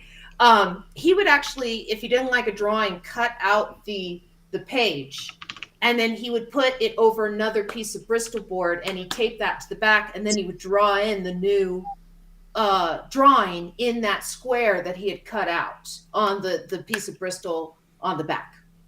And so, you know, just stuff like that, where when you photograph it, you don't see the difference between the two pages. You don't see the edge. You just see the drawing. And it's like, oh yeah, I can redraw stuff that I don't like and fix it. Yeah. And, you know, like, yeah, it's just, I learned so much from Will Eisner. And I had the pleasure of meeting him once at a friend's panel at San Diego Comic-Con. It was John Barber's panel when he was going over comic theory. And this is where I met Neil Clyde for the first time too. And Will, it was either the year before he died or 2 years before he died. And he showed up to the panel because he's curious about the comic theory. He'd never met John Barber or Neil Clyde before. So they got to meet him too. So we were just, you know, fan kids, just fanboys, just like hanging around and, you know, well, you're awesome. We love you. The spirit. Yes, and I don't mean to diss Sergio. Sergio is amazing, and you know, but you know, it sounds like Justin's sort of programming things that are like, you know, how to construct a great piece of music. You know, he's like, whereas Sergio's the guy who sort of sits down at the piano and just sort of starts playing this crazy jazz that you just like, you know, you love to hear it, but you know, you can't write that, or you can't like you can't teach it or program it. You can just sort of marvel at it. Not true, man. I don't Jazz know. isn't about the notes you're playing. It's about the notes you're not playing. Suggest it to Justin, and he should take a call on it, because he introduces to like so many different things. Some of the readings that we had were like, we did Fun Home by Alison Bechtel, we did Oto, and then we did Pink by Kyoko Okazaki. Have you read that? Oh, that's so good. Have you picked up any Junji Ito? Yeah, I haven't read a lot of his work yet, but I've seen like a bunch of it. Ozymandias or something like that. It's the one with the spirals where people like turn into snails and stuff. Yeah, just terrifying. It was the first piece of his I ever read, and it, you know. And then he also, I'm not wearing the shirt today, but he also did one where his girlfriend's cats didn't like him when he first started dating her. Oh yeah, and it's just like super sweet comic that's not scary at all about him befriending these cats. So who is this? Who is this? I missed who that was. Junji Ito. Oh, okay. Yeah. Yeah, he has a one about cats where the cats are really scary also. Like, well, that's because they didn't like him at first, but then as the comic progresses, they get drawn nicer and nicer as they become nicer to him. Violet, one of the interesting things about studying Sergio Aragonés is because he started publishing his work in Mad in the 60s, and he's still doing work now, is you can see the progression of a comic artist from someone who's in his 20s to his 80s. Yeah. And you can see how technology and the printing process changed and affected his art. So his lines used to be really thick. Zipatone to being colored in Photoshop.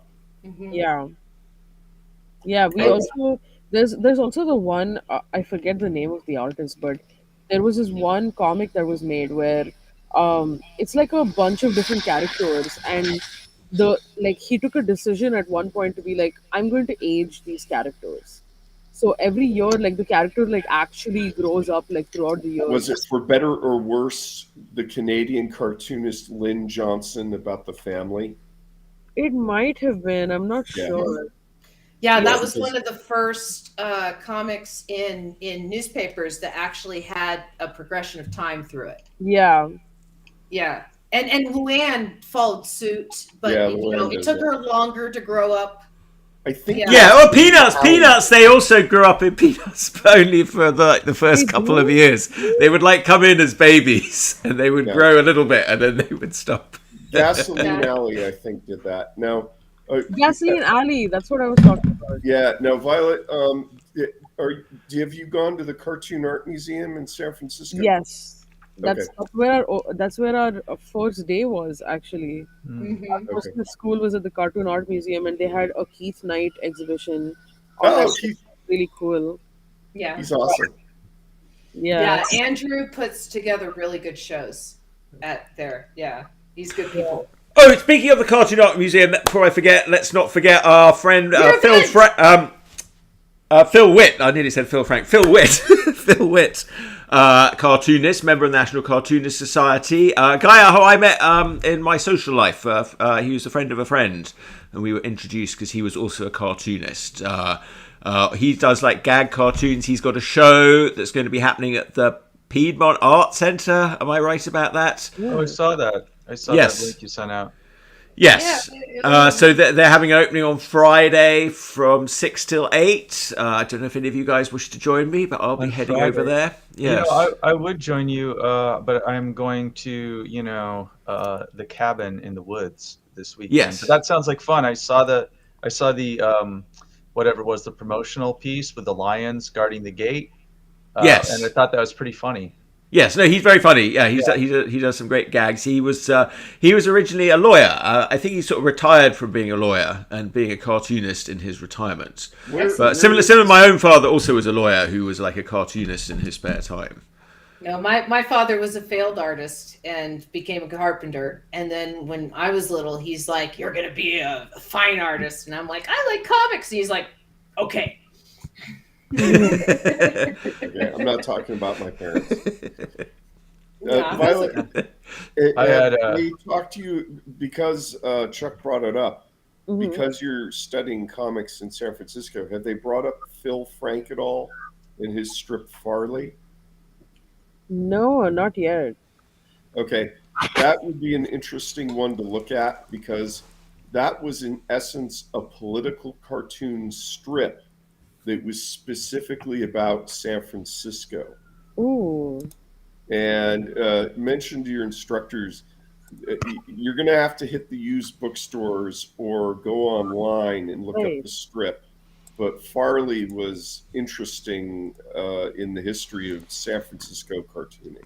Yeah, it was a great comic strip, really well drawn and well written, and Farley was he was a newspaper reporter, I guess, was the sort of key thing. But then he did a whole lot of stuff about Yosemite bears and things. He had all these sort of running jokes that he would do throughout the years, and provided local cartoonists doing an excellent job. Really, it was a unique contract because unlike a syndicated cartoonist who was in multiple papers, that's where he was previously, but he instead now did a strip only for one paper, and he covered the local news stories. So that would be why I'm not familiar with Farley, because I'm in Denver where we have 7 inches of snow on the ground right now. Thanks for the storm, California. Cartoon Art Museum connection, the San Francisco heart that they have in the lobby of the Cartoon Art Museum there is decorated by Phil Frank with the Fog City Diner, with the bears at the Fog City Diner. Turning off the mic. Or the Fog City Dumpster. The bears go to the Fog City Dumpster. That's so cool. Is Farley connected to the Farley coffee shops? There's a local chain. As far as I know, they're just Bay Area called Farley's Coffee Shops. No, I don't think so. And unless the coffee shop might have named themselves after the strip, I don't know. Or vice versa, who knows? Well, how are you doing over there? We've been on for a while. This is, we can chatter away here. It's been really great to have you with us. Thank you. Where are you, Violet? Are you in? You're in the Bay. You're in the Bay Area somewhere, right? Yes. Yeah. I'm in San Francisco. Oh, okay. So me and Chuck are as well. That's amazing. Yeah, we should. Oh, there they are at the dumpster. Yes, the Fog City Dumpster. Oh, that's so cool. Is that one? Yeah, I have one that's a collection just of all the bears. I have that. I'll have to sit on one of your couches and read this visiting sometime. Yeah. Yeah, because I've never heard of the Farley strip. This is new to me. I'll have to check it out. That's why I'm on the show. Well, that and you just like sex appeal, really. Oh, that's true. And also Zardoz and cannibalism. Let's not forget. Oh, you've seen Zardoz, Violet. Sorry? Zardoz. I think that's a no. Wait, hold on. Okay.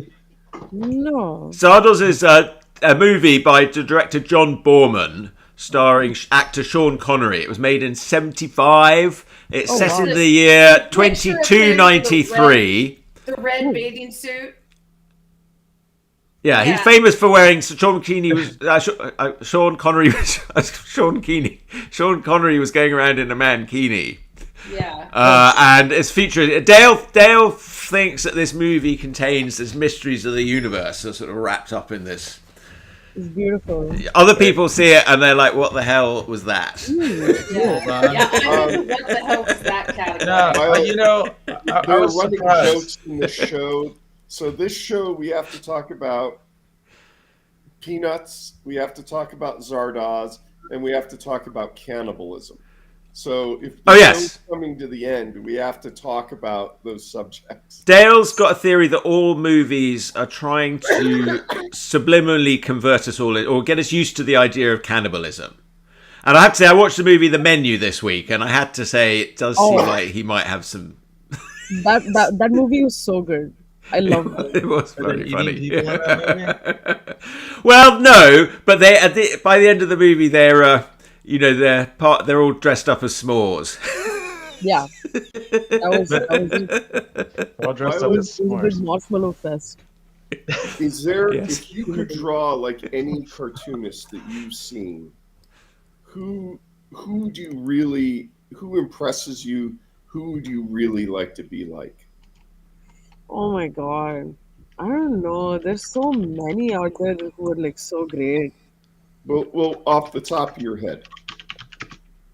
Well, honestly, maybe I would want to do something like Prince of Cats. If you have you seen Prince of Cats? That's so much fun. Like I feel like I love the style. I love the contextualization of the comic.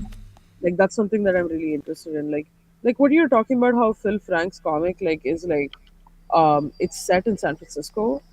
Like it's like if you do a comic that's like in a city, it's like this little vignette of like what life looks like in that place at that time. And like I have my background in like school, like architecture school and stuff, and like just drawing cityscapes and like views like that was what I used to enjoy doing. So like incorporating those things into it. But then at the same time right now, like I feel like I'm doing this pure science fiction, and it's kind of like I want to. It's too big a name to pick, but like if I could be like Moebius, I would love to be Moebius. Yeah. Yes. I mean, it's too big a name. I know that, but it's just like shoot for the stars, right? Yeah, definitely. Yes, yes. So Mobius is what. Yeah, yes, yeah. I love the science fiction too. I've been very into that, even more so recently. Yes, Yeah. yes. You're doing your thesis is on like you said like a queer space circus sort of theme. Is that what you're Yes. talking? Yes. Why don't you tell us a bit more about your thesis there? Yes. So basically, like at the end of the summer month, which is an intensive, would have the graduate comics reading, and it's so everyone in the cohort that has turned out their thesis and everything, they pick an excerpt from the. Uh-oh. Uh-oh. Froze up a Breaking little. up. We're breaking up. That's too hot for the airwaves. Yeah. She's been Let's talk about And it's rejected. just it's so. Oh, she's coming back. She's coming back. Oh, you're back. Just shake your router. Hit the computer. Yeah, so I mean, it's like, it's theater, it's music, it's like, it's a little bit of everything, like, so when I was thinking about that, I was just like, what do I want my graduate comics reading to look like? And I was just thinking circus for some reason. I was like, I want this to be like a carnival. I want it to be about performance and costumes and like, do something like that. And then I thought, Yeah. I should make it gay. I should make it gay. Like that's what I just felt about it. And like I think like the science fiction aspect is just like I want to do some kind of like fantastical mystical stories. So um basically Yeah. it's like okay, what if there's like this utopia where they are just like in perpetual performance, and it's like there's just a bunch of aliens in perpetual joy, and then I threw in an element of like something dark happens, something ominous is going on. So As you that's, should, yeah, as I should. because it's sci-fi. Yeah. Yeah, because Uh, yeah. I have one question. With your background in architecture, how's your relationship with perspective? Ooh. Um, it's okay. We didn't do a lot of perspective drawing in architecture. It was very like plans and sections. That was most of what we did. And then like and then when we actually had to do like views, like I was really good at doing that. Like a lot of my seniors, like who were in like the the further batches, they would be like, okay, I can't like visualize my space in 3D. You need to do it for me. And so I would do those drawings for them and like render them in color and stuff. So it was okay. It was not too bad. I don't have any of that work with me left though, unfortunately. Left it all back. Because like architecture school was a little traumatizing for me. It is very hard. It's very hard. It takes everything out of you. I had no time to do anything. And I was freelancing as an artist while I had no time to do anything. So that was kind of crazy for me. So I'm just like, I'm done with that. I'm finally like having no time to do anything as an artist instead. Violet, when you were going to architecture school, did you Yes. use any 3D tools on the computer? Yes, we learned like a bunch of different softwares. Mostly we were using CAD, but for 3D we were using SketchUp and we were using Revit. Okay. Um, we learned the basics of Rhino a little bit, but it wasn't like there were some people who used Rhino, but like it wasn't very common for us to use that software. Now, But we are you using 3D for your comics in order to figure out perspective? not yet, but at that generation because I was thinking like especially like learning like something like Blender is just like like setting up like an entire scene and just moving your characters around. I feel like that's such a smart way to go about it. Do you So have Nomad Sculpt on your iPad yet? I assume you have an iPad with a pencil, right? yes, Okay, look up Nomad Sculpt 3D. okay, I will check this out. Thank you. You're welcome. It's my Yeah, job. Yeah. yeah, I would love to do that. It's also like you can just go to Google Earth and just go on the street views and just like throw it. Oh yeah, yeah. That's actually when I was doing that Trafalgar Square scene for Itsy Bitsy Spider. I used sort of Google Earth to, try and get the right angle on Trafalgar Square, and then I sort of took it in Photoshop and I sort of squashed and stretched and I cut and pasted and do all that, but sort of built up the Yeah. layout. I don't know if you can see that one behind me over there. Well, probably can't see it too well, but there. But yeah, so so I could get accurate with We Trafalgar can see Square. it really well, Chuck. Yeah. That's a little far away there, but there it is. Yeah, I don't know how big your screen is. Yeah. All right. Well, you can see that at on my website anyway. Yeah, Planet I will Earth, look I will look planetearth.com. Violet, does the CCA give you a class, an overview of hardware and software and what you need hardware and software for digital cartooning? So there is a digital tools course, but that's happening sometime this year. But we did have Alec Longstreth as a guest speaker last year, and he sort of went over like how to deal with like coloring. So that was really interesting, but not yet. What you're talking about, not yet. But we do have it.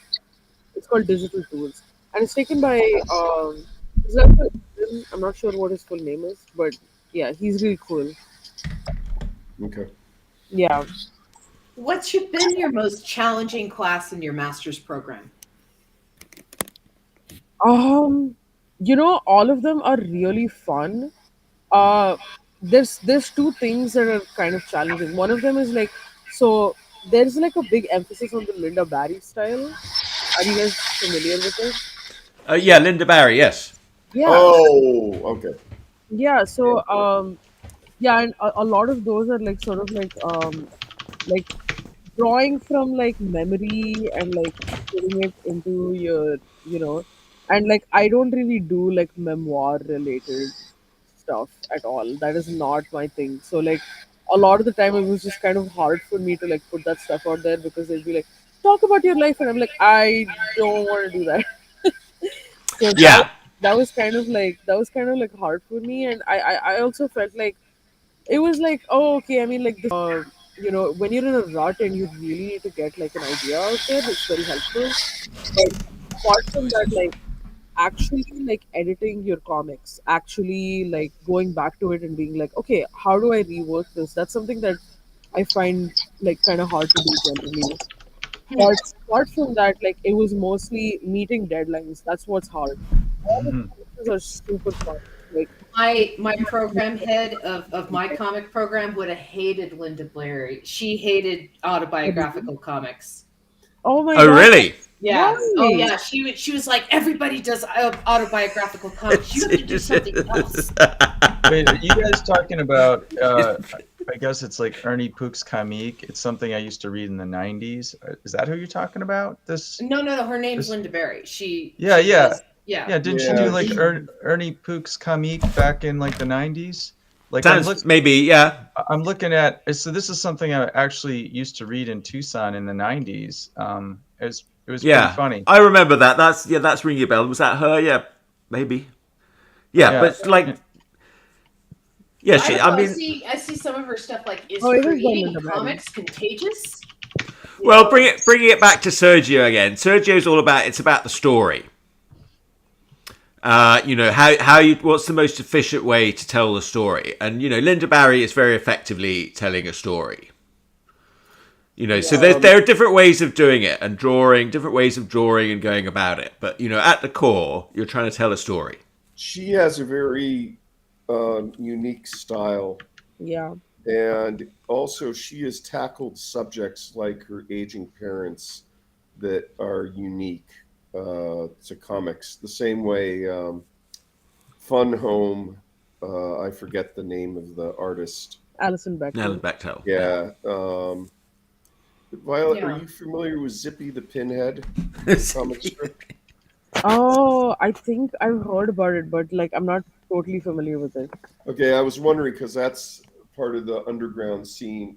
If you can find the graphic novel Nobody's Fool, Mm, ask your instructor about that. But yeah. Nobody's Fool is interesting because it's not simply just autobiographic of the cartoonist, but Okay. also of the subject and how the two intersected.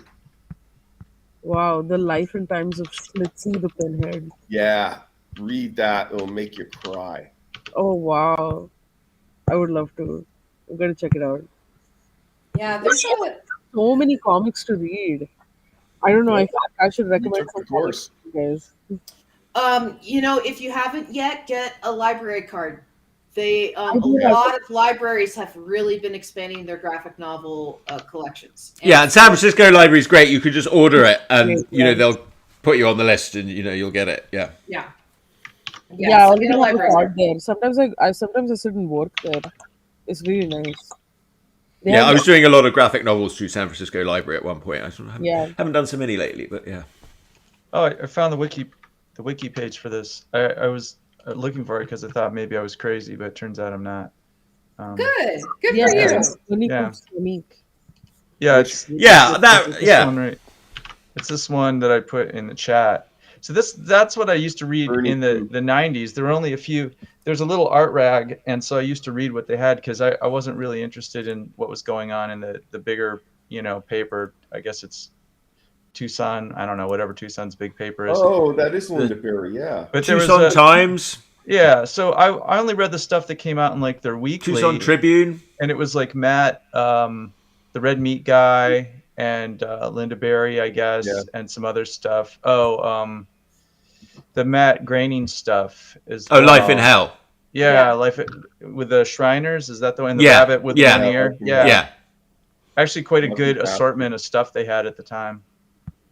I think for Yeah, me anyway. apparently Matt Groening like published it without her knowledge. What? Apparently Matt Groening published it without her knowledge. It was first published in '79 without her knowledge. She But had Oh. worked on it, but yeah, she didn't know that he had put it to print. He was supposed to pay her money, wasn't he? And she didn't. She I didn't think get they the have money right something away. weird, like about making- I didn't know Yeah. that they're. Yeah, I think there's a No, few it- comic things where they probably owe me some money, but I'm not.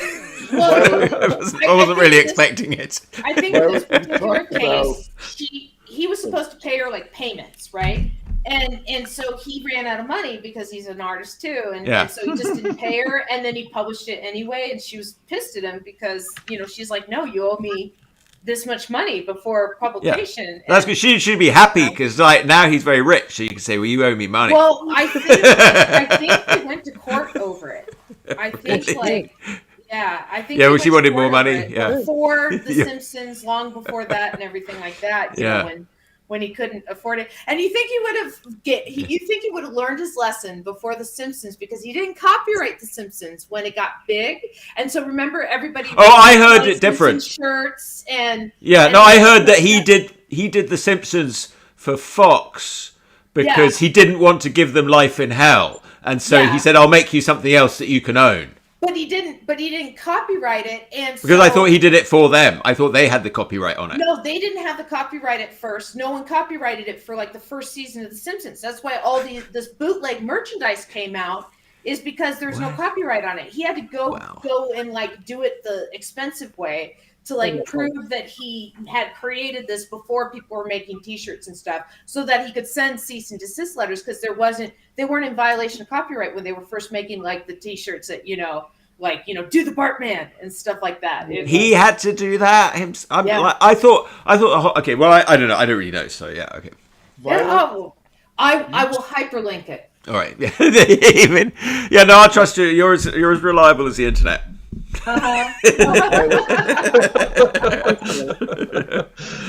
Violet, you've talked about queer comics. Now, this thesis that you're drawing and writing now, are you going to have anything in it that would be showing sex at all, or is it? Yeah, I want to. Okay.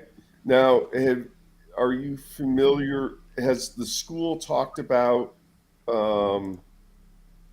laws in the United States and the side effects of being an artist who does that kind of work?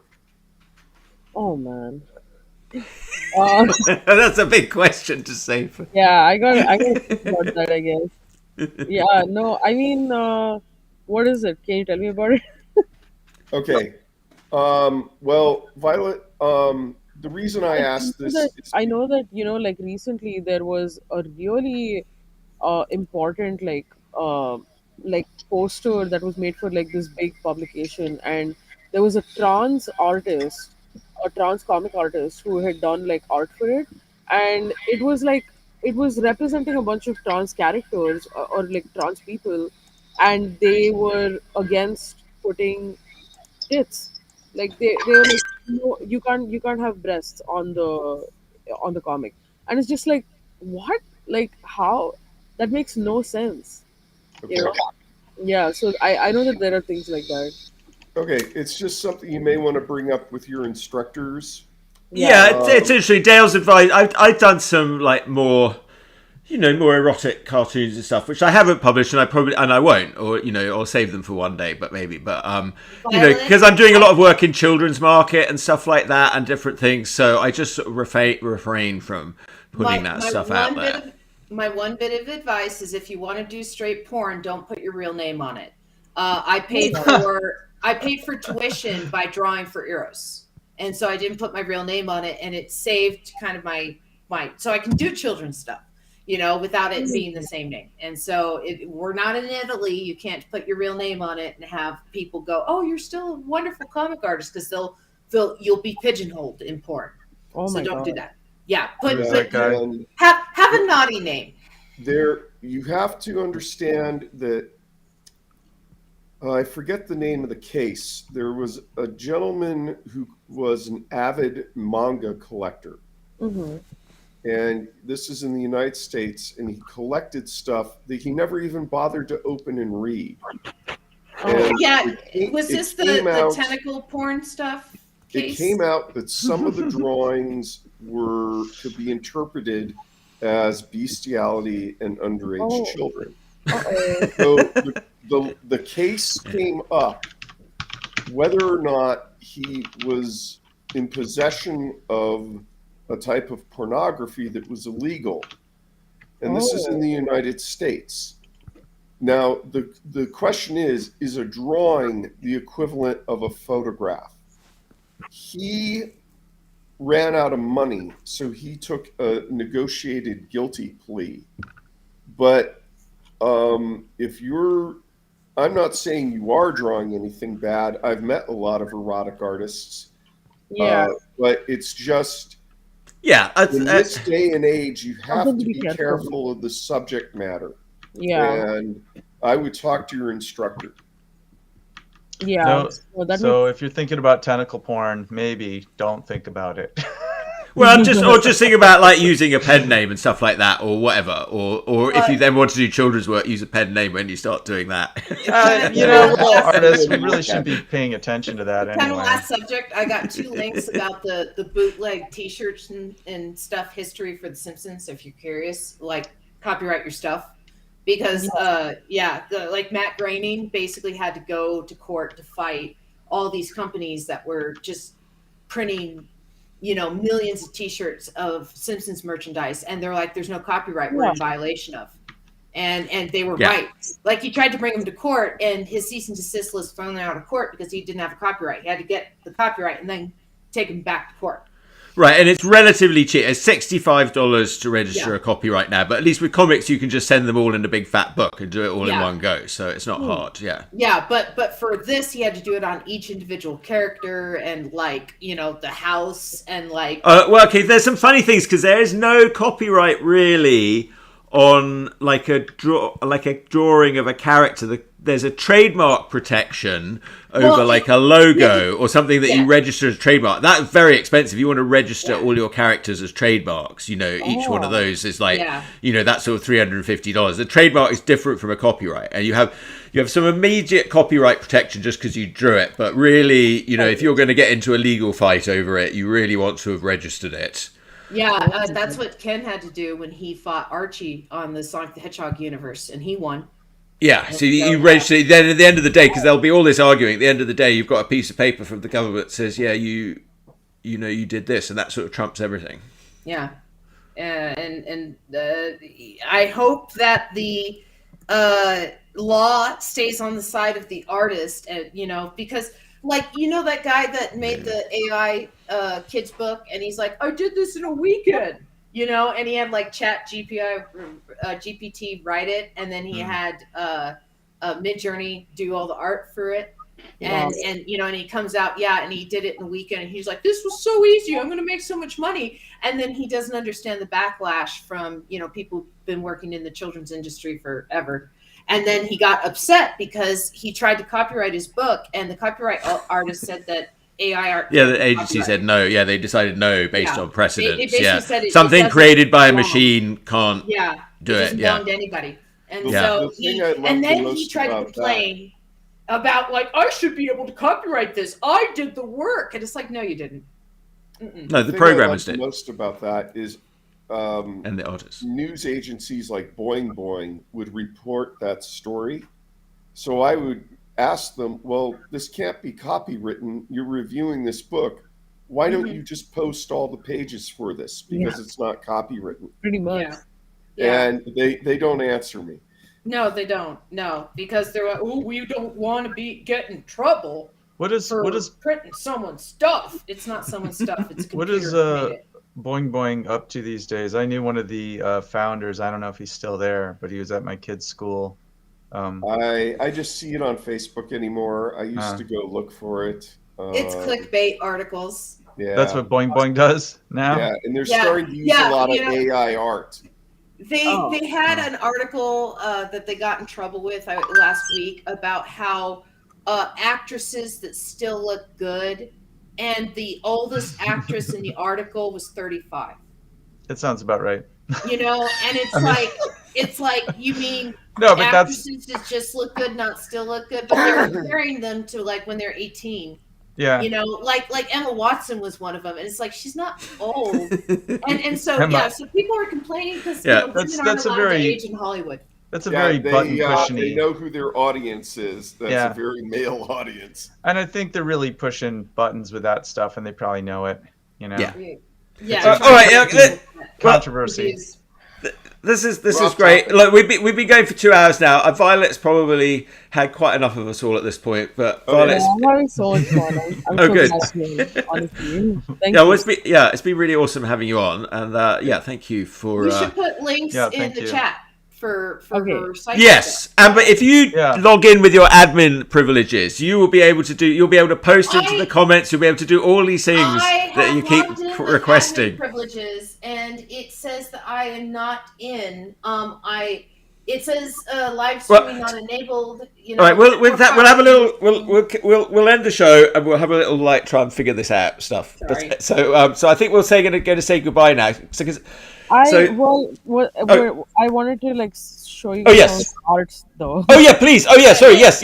Oh, yes. Well, that's right. She does art. Yes, Yeah. I'm sorry. Yes, you prepared some art. Okay, let's do that. Okay, You're no the problem. worst Let's do it. host in the world. I am the worst host ever. Yeah, sorry, I should have asked for that ages ago. It's totally good. Yeah. Okay.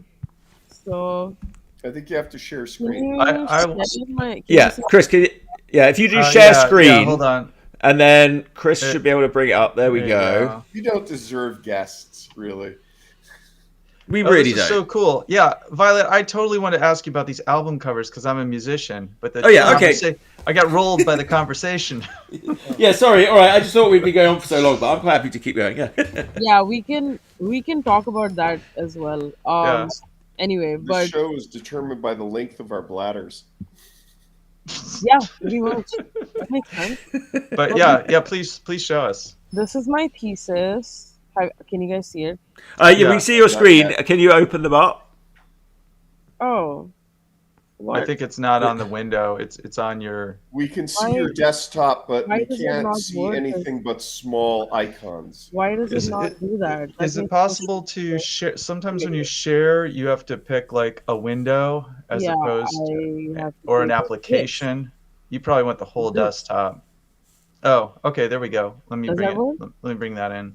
There we Yeah. go. Okay, I can see that. Yay! Yay. Sweet. So yes, this is like a part of my thesis where there's like this ancient character, and she's having like a terrible dream about this premonition of like of something crazy that's happening.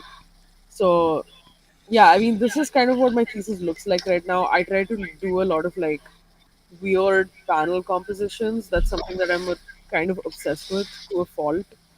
Uh, yeah. Yeah, I like the swirling panels on the bottom row. Thank you. That's, Yeah. that's really cool. You know, where it's like a pool, but you can see the progression of time. Yeah. So And this is this done in crayon and colored pencil? is done in done color pencil, and then I went Okay. over it with like colored inks, which were micron pens, and I don't like using micron pens, but I didn't have time, so that's what I did because it was just easier. Um, yeah. Yeah, I love that. Yeah, the panel things. That I would do a lot of stuff like that with my very early pupil zines. I would always be sort of Yeah. having, having the sort of magical stuff, or whatever, sort of interact with the gutters, and the gutters sort of become part of the art. Really, yes. Yeah, I'm realizing now that like this character has tentacles, and now I'm afraid of of what I'll have to do with Asmal. Yeah, no, Dale got you worried about what's going to happen with those Oh my tentacles. God, Yeah. I think it's fine. I wouldn't worry about it too much these days. Oh, to be honest. so those panels were kind of like concentric, kind of like a rainbow type of thing. Yeah. Is Yeah. that- yeah. It kind of progresses from the bottom left to the top right. Mm-hmm. Yeah. Yeah, and that's not an easy transition to do in comics from It's the bottom to the not- I'm, top. I'm still struggling with readability. I have to figure that out. But I think like I'm also, there's some artists whose work you need to stare at for a little longer, and I might just be one of them. So Maybe you need a little more like spotting some blacks to like anchor it to the page a bit that's more. true. Yeah. just Yeah. think maybe that's just something to think about. Yeah. Yeah. So I mean, this is part of my thesis, and then um, there was also, oh yeah, There's some very nice blacks. this Yes. this was Adam. This I just downloaded this picture because I wanted to show you guys Adam. Oh yeah. Okay. Yeah, Great. Adam Yeah. at home. Yeah, that's the one. Anyway, that's not important. Wait, Yeah. Oh yeah. Here we Ooh, I go. want to see these black and white ones. Yeah. I know. Wait. Okay. Wait. No. This is And not. now you're not sharing the screen. Hold Yeah, on. I know. Okay. Wait. I wanted to show you another one. I wanted to show you more of my pieces. I'll be right back. I am right here. God, technology. Am I right? Yes. Yeah. Don't ask me. Dale's our technology expert. Dale's a former Mac genius. Yeah. So this one was like character studies that I did for one of my characters, and Oh yeah.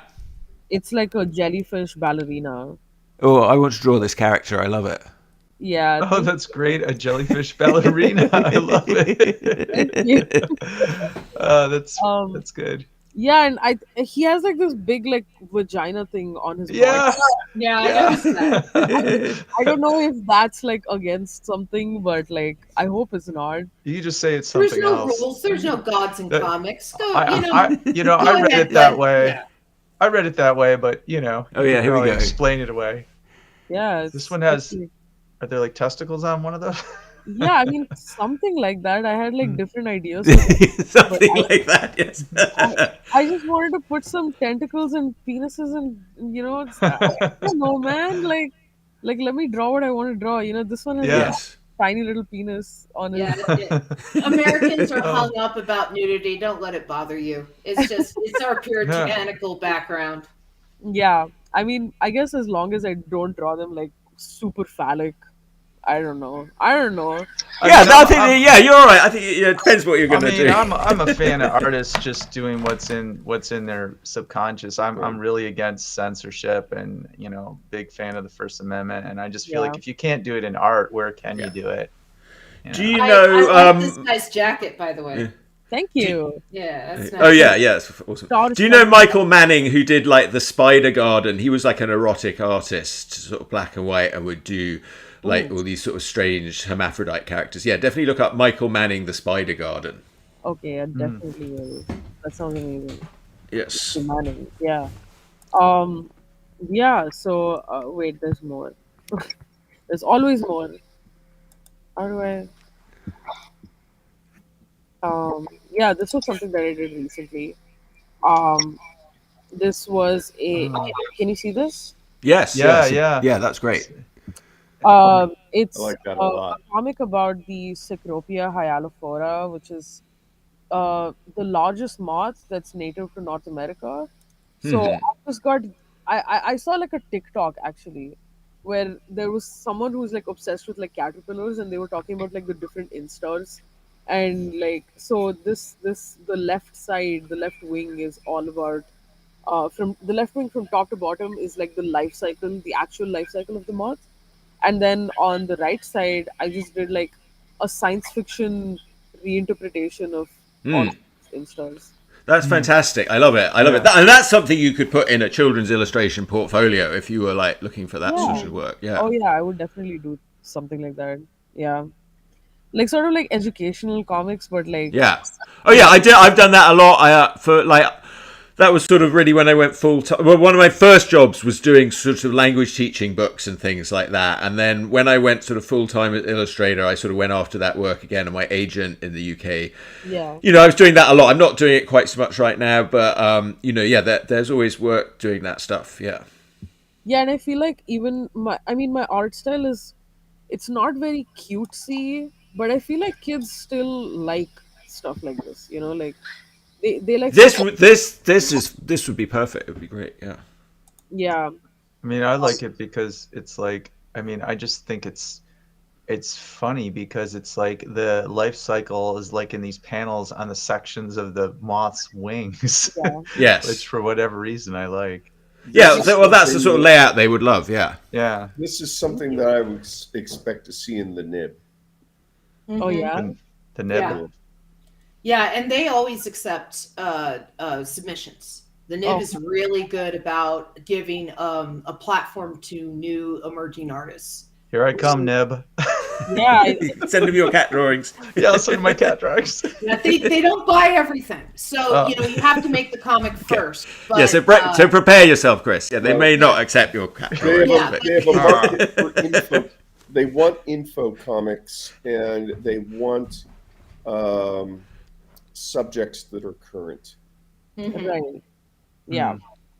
that's true. Yeah. Yeah, we did a journalism comic last year, um, which was like they had someone from the NIB like come and speak with us. I forgot her name, but yeah, Matt Morse, no, Andy Warner.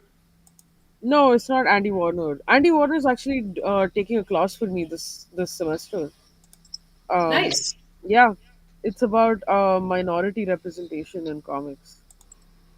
Hmm. It's very cool. Nice. Andy Warner's really good. Yeah, there's not a lot of minority representation in comics, and Jason Pearson just passed away last month. And there's not a lot of black artists in comics, Mm. so it's a voice lost. Do you think Uh, that? Yeah, I mean, do you think that some industries are kind of like clubs, right? And it's hard to get in them, and they're kind of exclusive, and there's barriers. And I don't think of comics as being that way. I think No. of comics as being more inclusive. Like Wait, if you Comic- wanted comics to, is just do it, and go Well, to the zine yeah, fest. but I then mean- there's also artists like Grass Green who worked from a distance from Marvel for years before they realized he was black. And then That's funny. and then when they met him, they're like, "Oh, you're black," and then they gave him the nom, which was not one of their top selling books. And I mean, you at the same time at the same company, you had Jack Kirby making Black Panther. And when they said you need to add more white characters, he's like, "Fine." He's fighting the KKK. Yeah, so representation in American comics has been, I would say, kind of divided depending on whom you're reading. I mean, Steve Ditko was very conservative. He hated drawing black characters and rarely did. And at the same time, you have people like Afua Richardson, who's doing these amazing covers for Marvel. And being black is a very big part of her identity as an artist. And and then you got people like Violet here, who's Indian and doing art. Yes. You don't. I feel like comics is very welcoming and inclusive. Well, yeah, okay. Let's talk about. There's Justin. I mean, when I first met Justin Hall, at the Cartoon Art Museum, I think probably some points in the mid to late 90s. He is just he was already doing great comics, but he was a sort of doing queer comics at a time when there wasn't a lot of that around. And now he's directing the program there at the master's program at the CCA. So he's gone from sort of being a fringe outsider to being a sort of mainstream insider. Violet, are those like totem poles in there? Yeah. Yeah. So this was like fan art that I made for my friend's bar. Um, and so talking about like representation, like there's a whole thing about how like tiki bars are kind of like reappropriating like Polynesian culture. Mm-hmm. Yeah. Yeah, so I mean, I kind of wanted to do something that was like going beyond that. So I sort of took the creation myth, the Polynesian creation myth, and like represented like different gods from the tiki myths, like in these totem poles. So all of them are like this specific gods, like Tane and Tumutuenga, who are like the god of like birds and the god of war. They were like the initial gods that like broke the sky and the earth apart and created the first man and woman. So Mhm.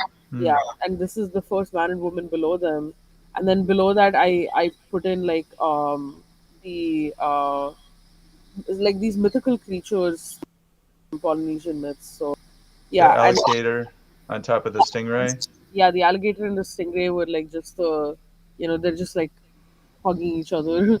But yeah, that Oh was yeah, that's right. They kind of Violet, are. The was that stingray's done got with a its dip head pen? over. yeah.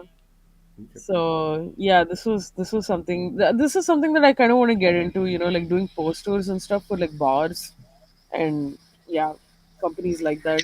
Hopefully in the future. Yeah, you definitely need to get into dispensary art because they're going to eat this stuff up. I think so. Yeah, I think they would like this. That's why I want to work with them. Hmm. I mean, like weed is cool, but like I'm more interested in like doing art for their packaging.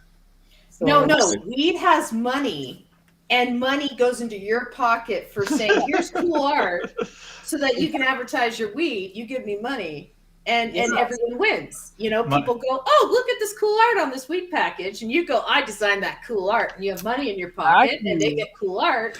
It's a Now, win-win situation for everybody. Violet, well, that's a whole interesting thing, though, because I mean, I used to know a graphic designer here, this guy Charlie. He was an artist as well, did comics, very excellent. He had absolute no alcohol or tobacco advertising rule. He wouldn't work on that Oh, stuff at all. And I think a lot of people do. I've never worked on that stuff myself, actually, but yeah, I don't know. I'm not.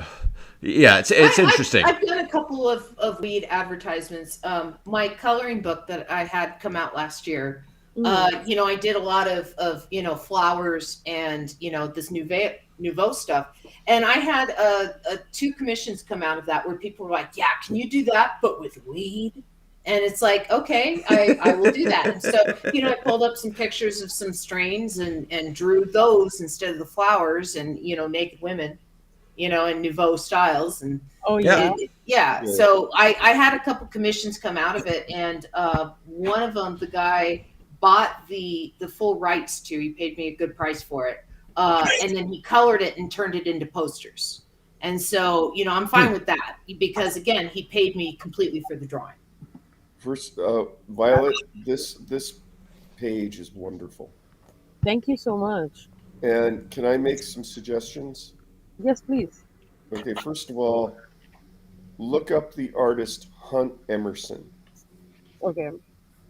because the first thing I saw with this, it reminded me a little of Hunt. Second of all, Yeah. you got to get Clip Studio Paint and a graphics tablet. All right, Dale's just listing his favourite things now. Well, we have no, Raindrops and kittens and small furry mittens.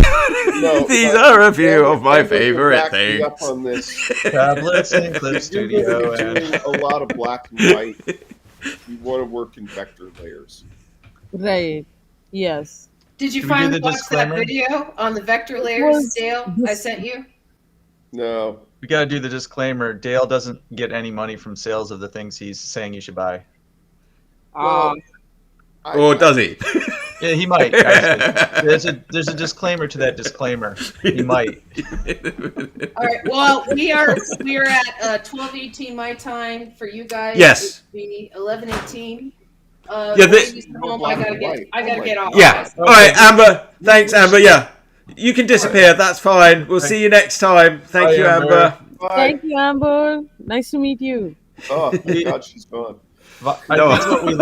think what we learned here is we need to front load the show with the guest love her. artwork. That would be Yeah, I'm sorry. Yeah, Yeah, we talked about that last night as well, Oh, and my- I'm sorry, Violet, I forgot about that. But never mind. We're looking at it now. Wonderful. Yeah, yes. So I'm I'm really admiring your panel layouts here, and yes, this is sort of we mentioned Winsor McKay, but yeah, I can sort of see a little bit of that in there. Hand That sort of lettered idea. too.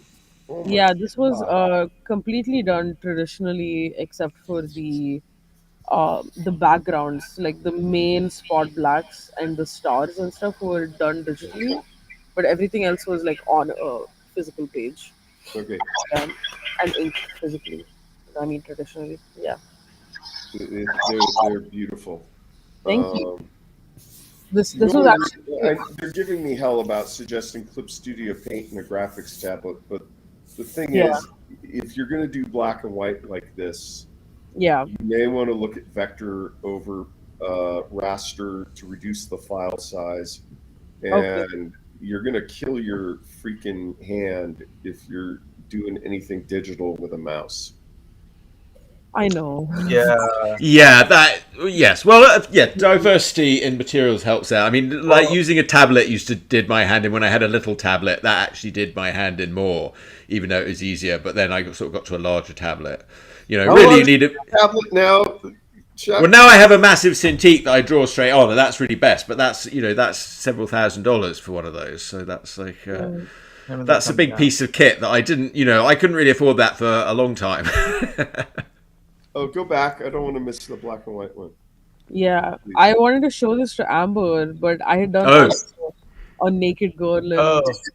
with weed leaves. Oh yeah, there we go. Yeah. But yeah, yeah, That's you were great. saying black and white. Now, Amber, I'm sorry, Violet. Are they Yes. covering color theory at all? Or do you know that at all? I am not very well versed in it, but as I said, like we had Alec Longstreth, and he came in and he was talking about how to work with color and like work with CMYK on Photoshop and things like that. But I'm still figuring it out. I'm not like particularly great at it. Look up James Gurney and color. James Gurney. James Gurney, he's the Dinotopia artist. Ooh, He's got a couple of great Out of the books. library on color. Yes. Color and Light: A Guide for the Realist Painter. Yeah. That one and his imaginative realism also full of good advice. Oh, that sounds great. Yeah, the library should probably have it. But yeah, I liked that poster you just showed me, and your use of color was really nice there. Thank you. Yeah. Oh yeah, that one. Yeah. I struggled a lot with that one. I feel like the colors are not. I mean, they're good, but like it's I someone had told me that like you need to like look at your work in like grayscale and see where the tones are, and then figure it out from there as well. Yeah, that's an interesting test. Look at it in grayscale. Yeah. Yeah. Um, I also wanted to show you some of the other work that I did. Yeah. The Oh yeah, please. I think in Photoshop and some of those programs, you can create a layer that has a filter that will desaturate, so it will be grayscale. And then you would use the eyeball, the visibility for the layer to turn that on and off. So while you're painting, you can check your grayscale. I wonder if you could just put a layer of like white or black, and then with the layer blending modes, go through there and get a grayscale. Like I've never tried that. Then you don't have to like desaturate, which I think actually is destructive. I mean, you could undo it, but Well, it would be a filter layer. I think Photoshop is filter layer. so I used Photoshop so long ago. I've been using GIMP, and it's still got I think the older Photoshop stuff. It's free. Okay. Yeah. But Yeah, that's GIMP was the really- tool back in the day that's really when worked yeah. on it. Yeah, so Photoshop All right. might be totally different. Yeah, luckily university gives us free Photoshop, so thank Yeah. goodness for that. Yeah. Okay, well I have to go too now. But yeah, I don't know, you guys are welcome to keep going. Oh no, No, I've been exhausted since the first minute here. I'm just Thank tired. you guys for having me on. Oh yeah, well thank you. thanks for coming on, Violet. Yeah, the thank show gets archived on YouTube on the YouTube channel there, that's amazing. and I don't know. Yeah, I'm trying to get more guests on this year. That's been my resolution. I've got a few guests lined up, and yeah, if anybody watching this wants to come on the show, let us know. Awesome. I will. We're open to guests, yeah, and we'll hope you'll come back again, Violet, one day. And You could be yeah. a host. Yeah, you could be a host. You could be like Dale and Amber. They came on as Like- guests and then they stayed as That'd be hosts. cool. Yeah, I don't know. Yeah, I mean, I learned so much from all of you guys. Thank you so much. It's been really We're helpful. shooting for 20 hosts. Thank you. Yes, well, we've learned some things from you too, and that's been really interesting. Yes, thank you Yeah. so much. Thanks All for right. talking about PCA and Yeah. how you got into comics. Thank Yes. you. Hmm. And Chris, are you going to be able to play us out with the theme tune there? Oh yeah, let me So see. you how go to on, do you go this. under graphics, Wait, and then hold there's on. videos. This will be Invite exciting. guests. Is it add source? No, no. On the side there should be. Oh yeah, I found it. I found it. Yeah, Violet, are you on graphics. Facebook? Yes, I And am. then I add what to it? Overlay? No. Oh no! Wait, I found it. Okay. Videos. Should I Yeah, do it? video clips. Yeah, yeah.